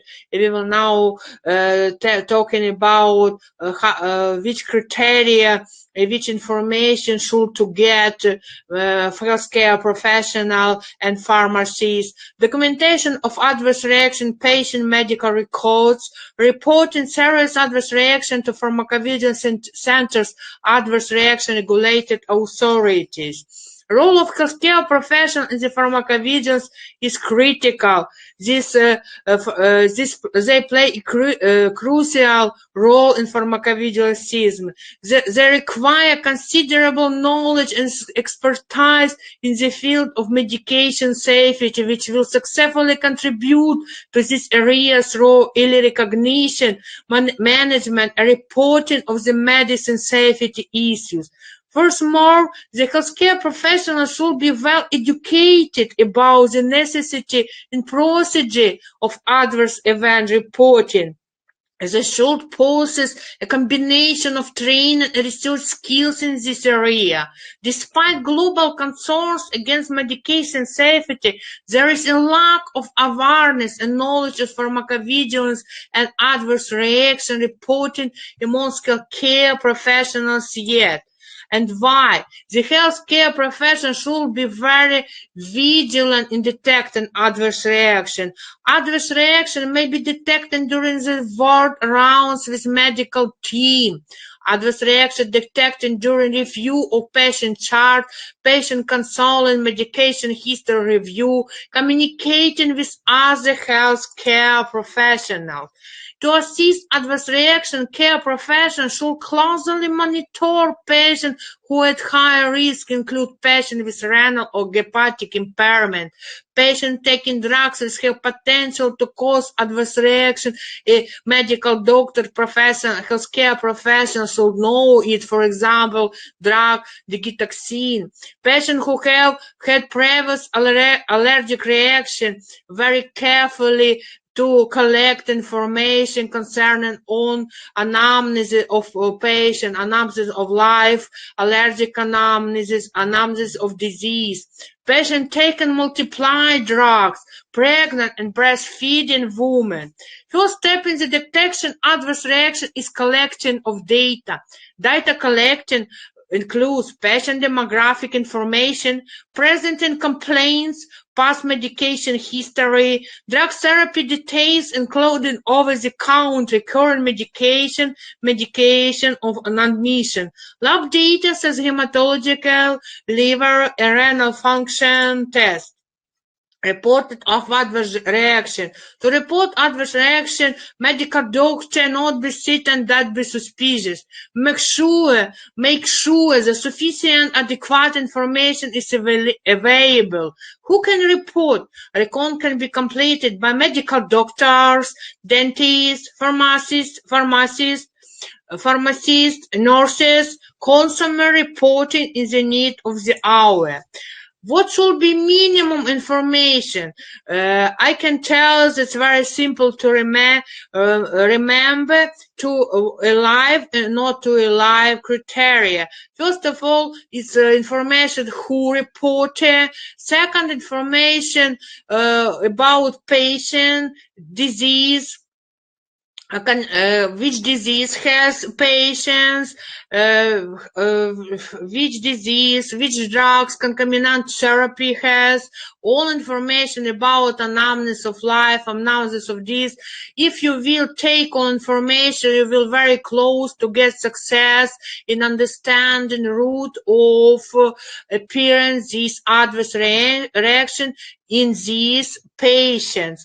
When we're talking about online criteria, we're talking about description of adverse reaction, timeline of adverse reaction, which therapy could help this and interrupt this adverse reaction. And exactly second and live criteria, it's information about drug. And don't forget taking information, collect information about batch number of batch of the drug, because it's very important information. And when you will report to regulatory authority, if you living in European Union, it's a European Medicine Agency or national regulatory authorities, and for manufacturers, and can help to exclude quality problems with this suspicious medicine.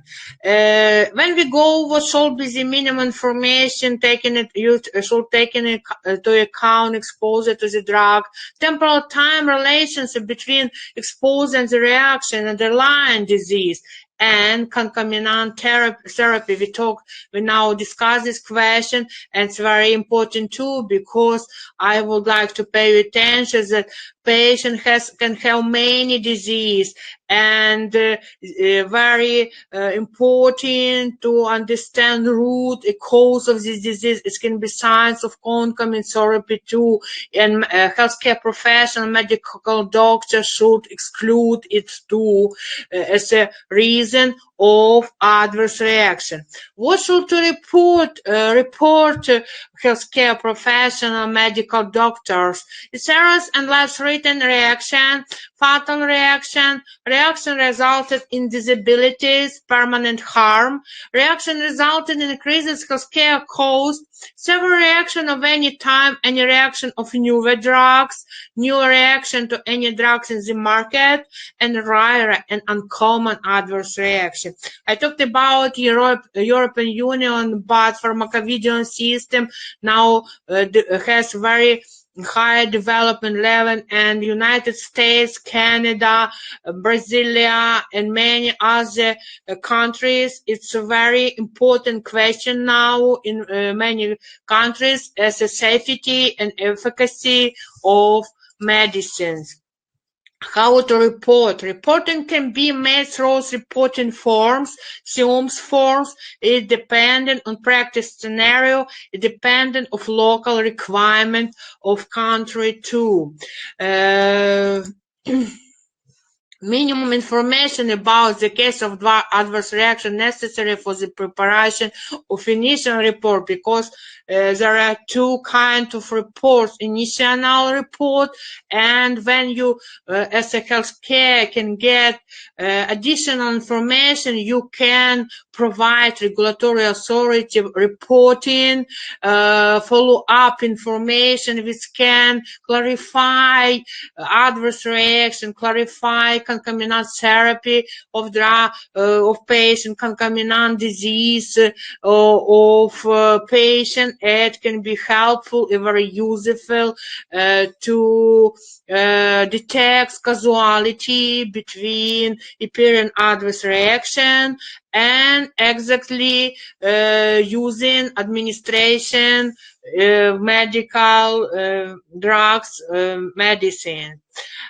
Minimum of information about the case of adverse reports necessary for the preparation of initial report is data of in-person reporting of the adverse reaction, initial address, qualification, patient data, date of birth, age, group, gender, initials of identification number, if this history has the medical card of patient, description of adverse reaction, data occurrence, symptom, duration, if each drug was helpful in treatment of adverse reaction, is suspected drug. How look like this form? It depends from country, but the minimum of information same in different country. It's a requirement of SIOMS. And now, for example, in Great Britain, it's yellow card.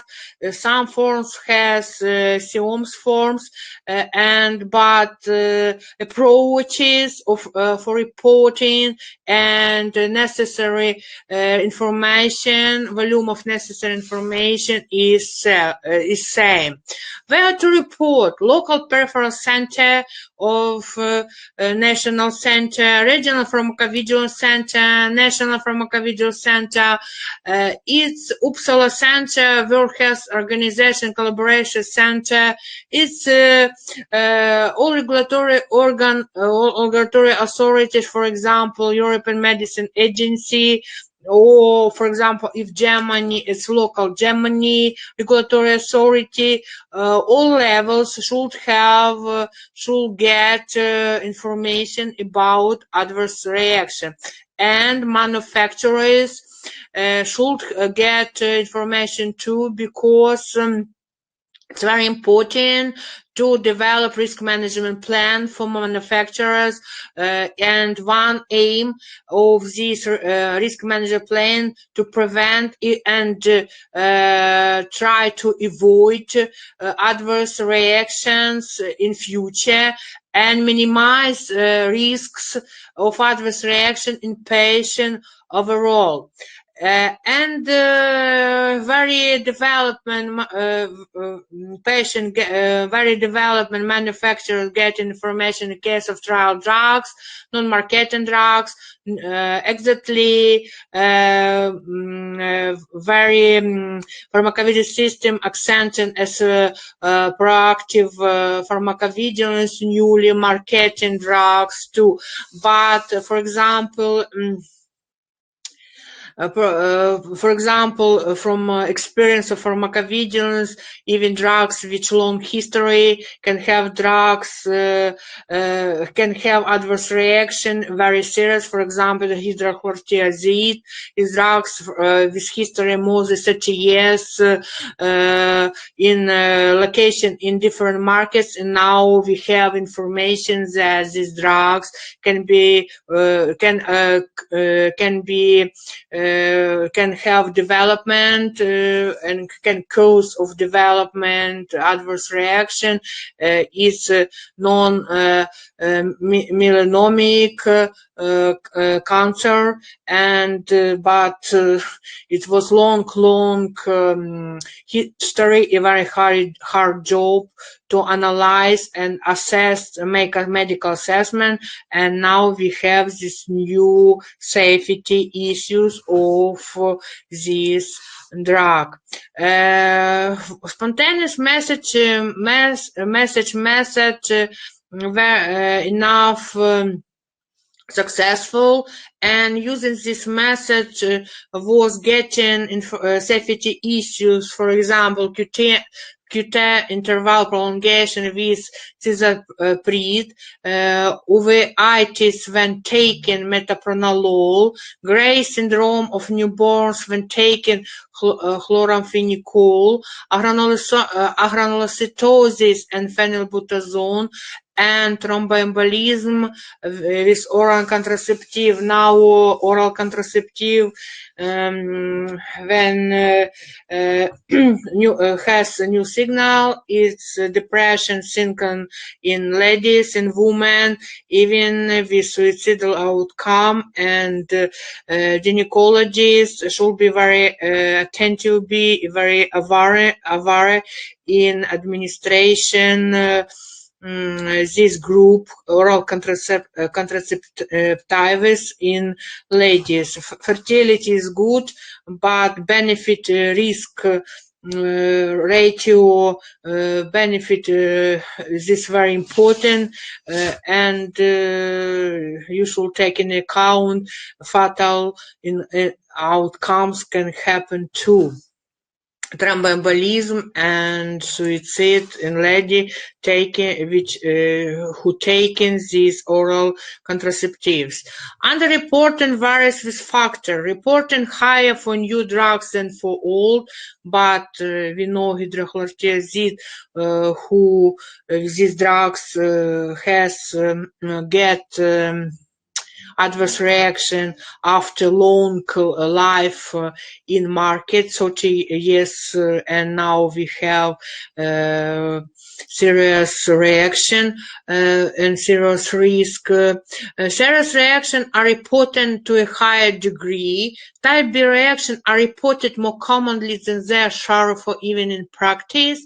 Reporting is affected by promotional claim of the drug sponsor, and reporting is affected by general publicity around the other adverse reaction reporting schema. The reason more often by health professional not reporting. And now in pharmaceutical company and regulatory authorities has proposed to increase reporting among healthcare professionals, because it will show real picture with adverse reaction. And I think that medical doctors needs now quality, good quality education, specific education, pharmacovigilance education, which will help them to detect adverse reaction and have And main purpose of this education is prevent and avoid apparent adverse reaction in patient. And the reason more often by health professionals why they not reporting, healthcare professional can say, okay, we have no luck, we don't have enough time, we have lack of time, lack of knowledge of how or where to report, we don't know requirements and where to get this information. The drug reaction association is uncertain. The reaction is already well unknown. Guilt or fear of litigation. Many healthcare professionals afraid that when they will report often, they can get punishment from director of hospital, or they don't want to have some problems with attorney later. It's why they just do not report adverse reaction, but it's bad because unclear picture. We have unclear picture and we don't know real risk because many new interaction, many new molecules, and we know that population is aging. And when we summarize all risk, we see a full picture that how to help medical doctor, healthcare professional be sure that they're right. They need additional education. Healthcare professionals they need help.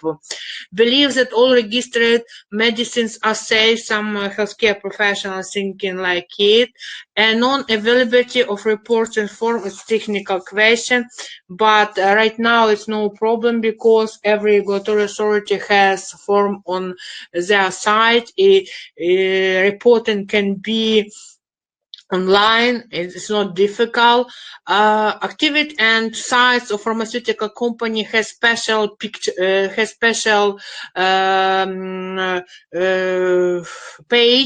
where then can fill out this information, and it's not difficult too. Reporting can be provided online. Activities that may increase the reporting rate includes easing of reporting, improve the design of reporting form, using online reporting, and we see that in condition of pandemic it's very useful right now. We live online. Providing feedback to clinicians in the form of articles in journals, adverse reaction bulletins, newsletters, participate in pre- and postgraduate programs, collaboration with local drug therapeutic committees, and integrated pharmacovigilance in public healthcare professional. Knowledge about rational and safe use of medicines needs to be provided during basic training of health professionals through continuous education programs to health professionals too, by specially designed drug information centers, through packages, inserts, and patient counseling. Roles pharmacy, we go now role pharmacy, and pharmacy now varies of first line too. Exactly in OTC group drugs, they can give advice for what kind of drugs this patient should to take, and a pharmacist should have some specific knowledge too, according to pharmacovigilance requirement, and the role of pharmacist reporting has evolved over the past decade, but still varied geographically. They did not play so important role in pharmacovigilance before. Over a decade ago, in Scandinavian countries, pharmacists were not allowed to report adverse reactions independently, for example. In the United States, pharmacists were only allowed to independently report adverse reaction after 10-year-long debate and struggles. Contrastingly, in Malaysia, for example, in 2010, pharmacists contributed more than half of the total adverse reports received by Malaysian National Program of Pharmacovigilance Center. An international survey of 41 member states participating in the World Health Organization Drug Monitoring Program published in 2004 also found considerable variation in the role of pharmacists in reporting adverse reaction. The variation in the role of pharmacists in pharmacovigilance activities can be explained by the variation in pharmacists' role within healthcare system across the globe, from dispenser to the guardian of drug safety and patient outcomes. As the role of pharmacists within the healthcare system continues to evolve, their role in adverse reaction reporting is getting recognized. Research evidence shows the recruitment of pharmacists in public hospitals can not only detect and report adverse reactions, but also prevent adverse reactions and reduce associated humanistic and financial costs. Furthermore, hospital pharmacists are more likely to report adverse reactions compared with community pharmacists. This could be explained by the fact that pharmacists with a clinical background, even clinical pharmacists, have greater awareness about adverse reaction reporting system and are frequently engaged with prescribers. Furthermore, regular contact with patients coupled with access to patient medical records allows clinical pharmacists at the hospital to develop a better understanding of the suspected adverse reaction. Nevertheless, being the most accessible healthcare profession, community pharmacists have a crucial role in ensuring drug safety as well by detecting and reporting adverse reactions, especially in areas where access to general practitioner primary care physicians is limited.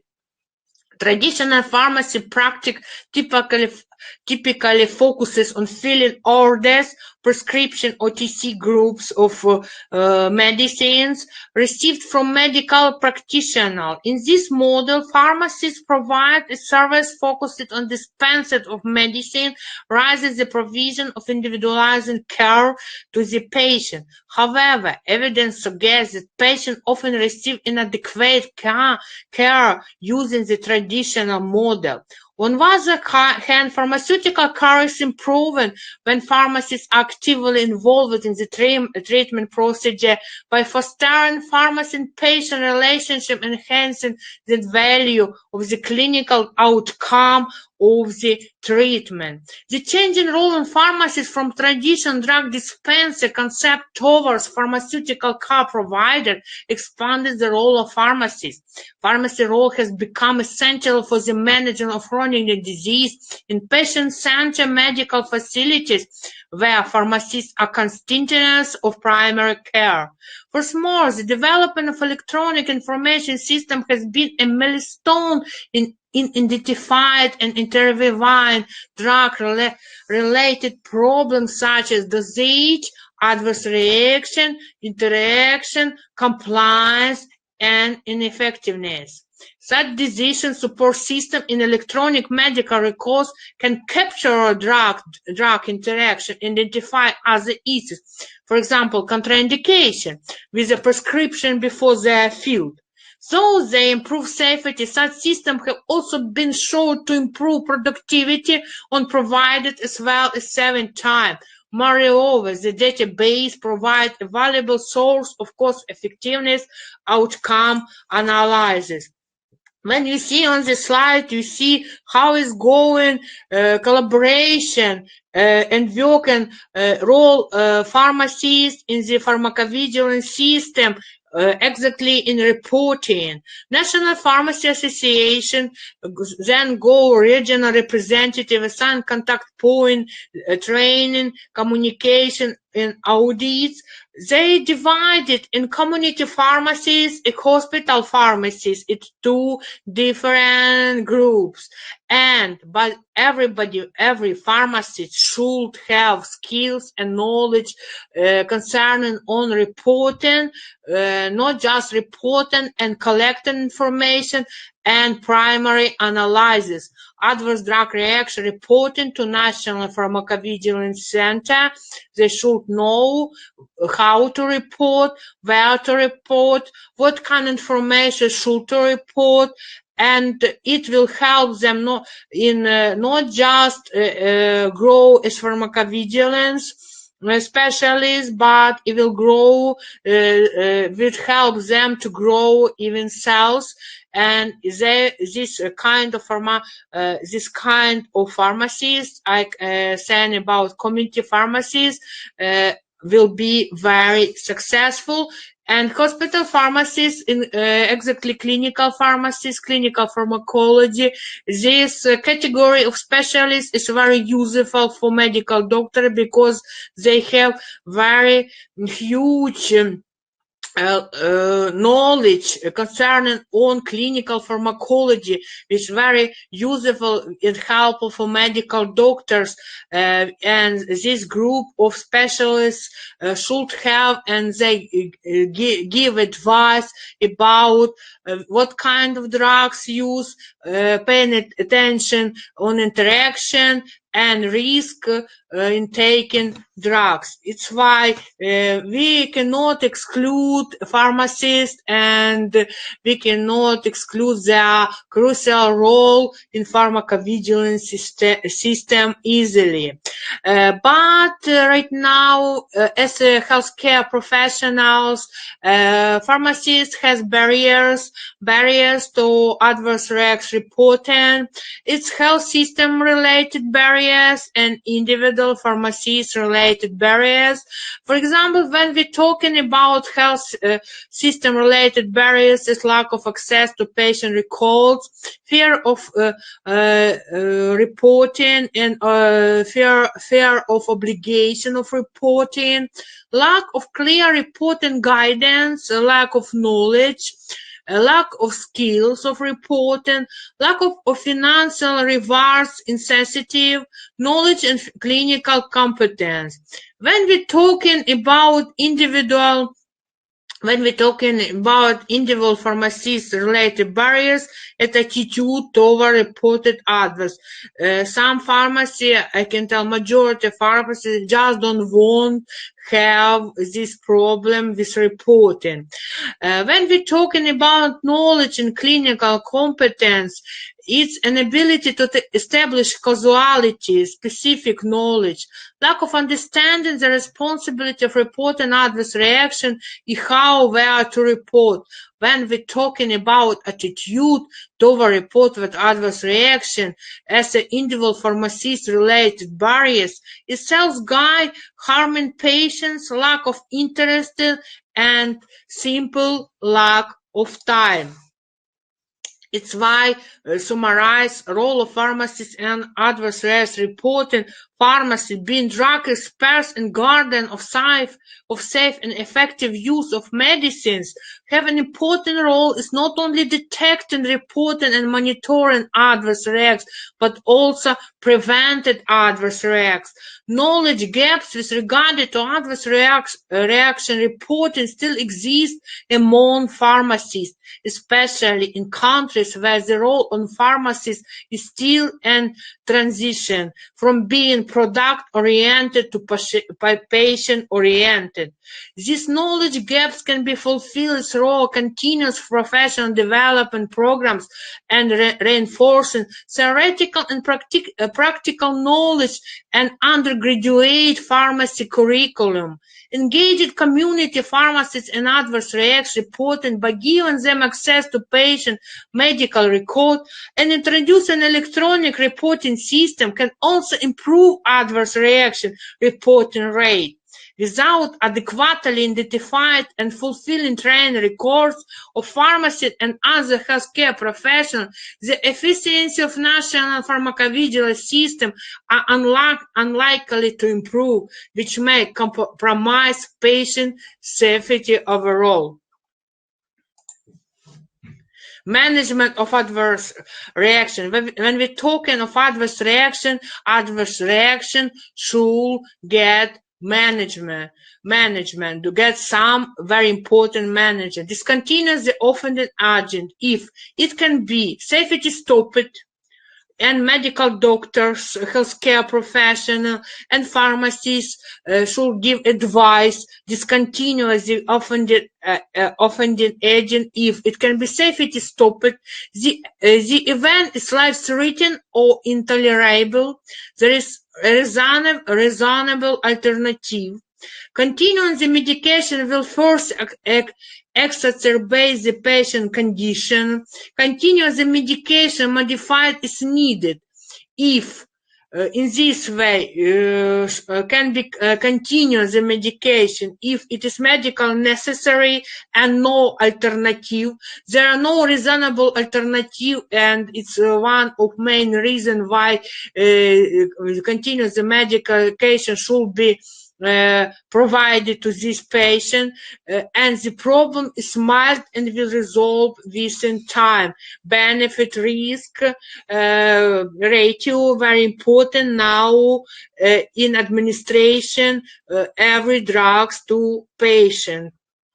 How to conduct this, it will be next topic, and you follow our announce. We now opening topics which oriented on medical doctors, pharmacists, pharmaceuticals, pharmacovigilance system, problem safety and efficacy of drugs oriented on medical doctors and pharmacists, and I hope it will help for medical doctors, healthcare professionals, and pharmacists to improve their knowledges in pharmacovigilance. It will be very helpful in their practical daily activities. Then, when you discontinue non-essential medication, administration appropriate treatment, atropine, protamine sulfate, dilibin antibodies, flumazenil. Provide supportive palliative care, hydration, glucocorticoids, warm colon compresses, analgesic, antipyrotics. Consider rechallenge or desensitization. Factor contributing to development of adverse reaction to drugs. It's wide introduction in medical practice of new drugs with higher biological activity, increasing sensitization of population to biological activity and chemicals, high prevalence of immunodeficiency conditions, aging of population is increasing structure of persons suffering from chronic disease, polypharmacy and irrational use of drugs, irrational use of drugs and medical errors, distribution of substandard and falsified drugs, self-medication without prescribing from doctors, use of drugs according to unregistered, unexploited indication of label use, a clinical pharmacology insufficiency, not enough knowledge for administration drugs. It's why I think clinical pharmacology play a very important role in development pharmacovigilance in future easy. When prevention of adverse reaction is a big goal in pharmacovigilance, and what should to do, medical doctor and pharmacist should consider not the main therapeutic effect of drugs, but also its possible side effects, especially if they are due to the structure of the substance of mechanism of actions, apply optimal doses of drugs, observe courses, doses, and the rules for the withdrawal of certain drugs. This combined pharmacotherapy considers the potential interaction with drugs with each other and with food, with meal, and determine interaction provide for intervals between the administration of mutually responsive drugs.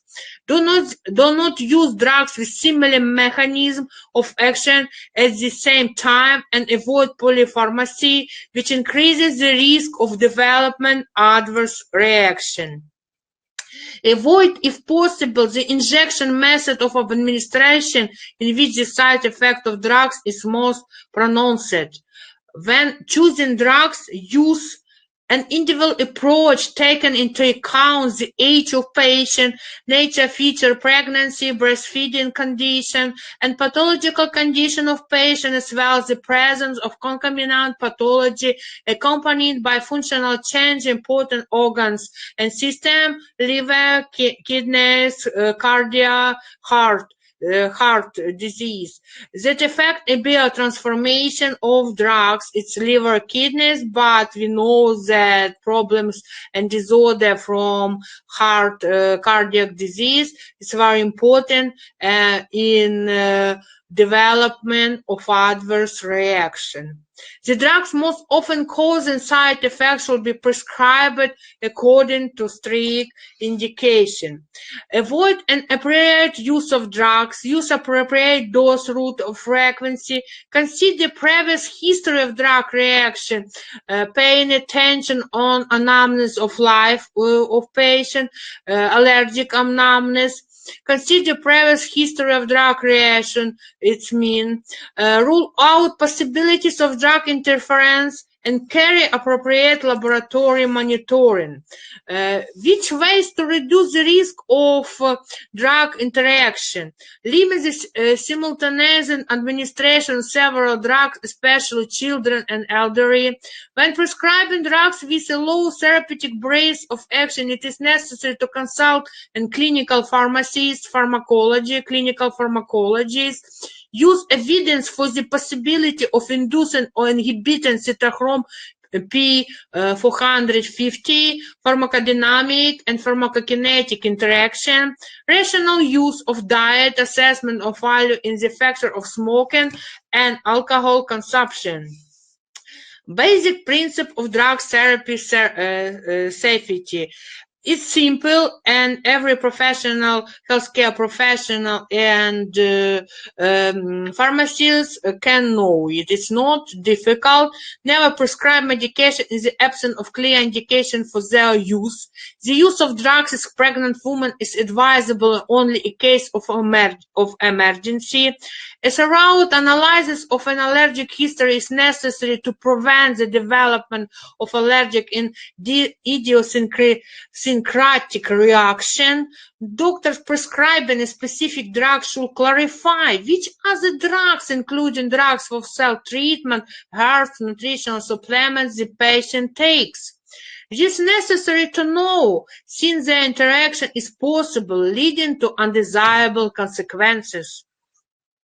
Doctors should pay attention to the age of the patient. For the presence of liver and kidney disease, since under this condition, the metabolism or elimination of drugs from the body can change, which in turn leads to the need to select an individual dose of the drug.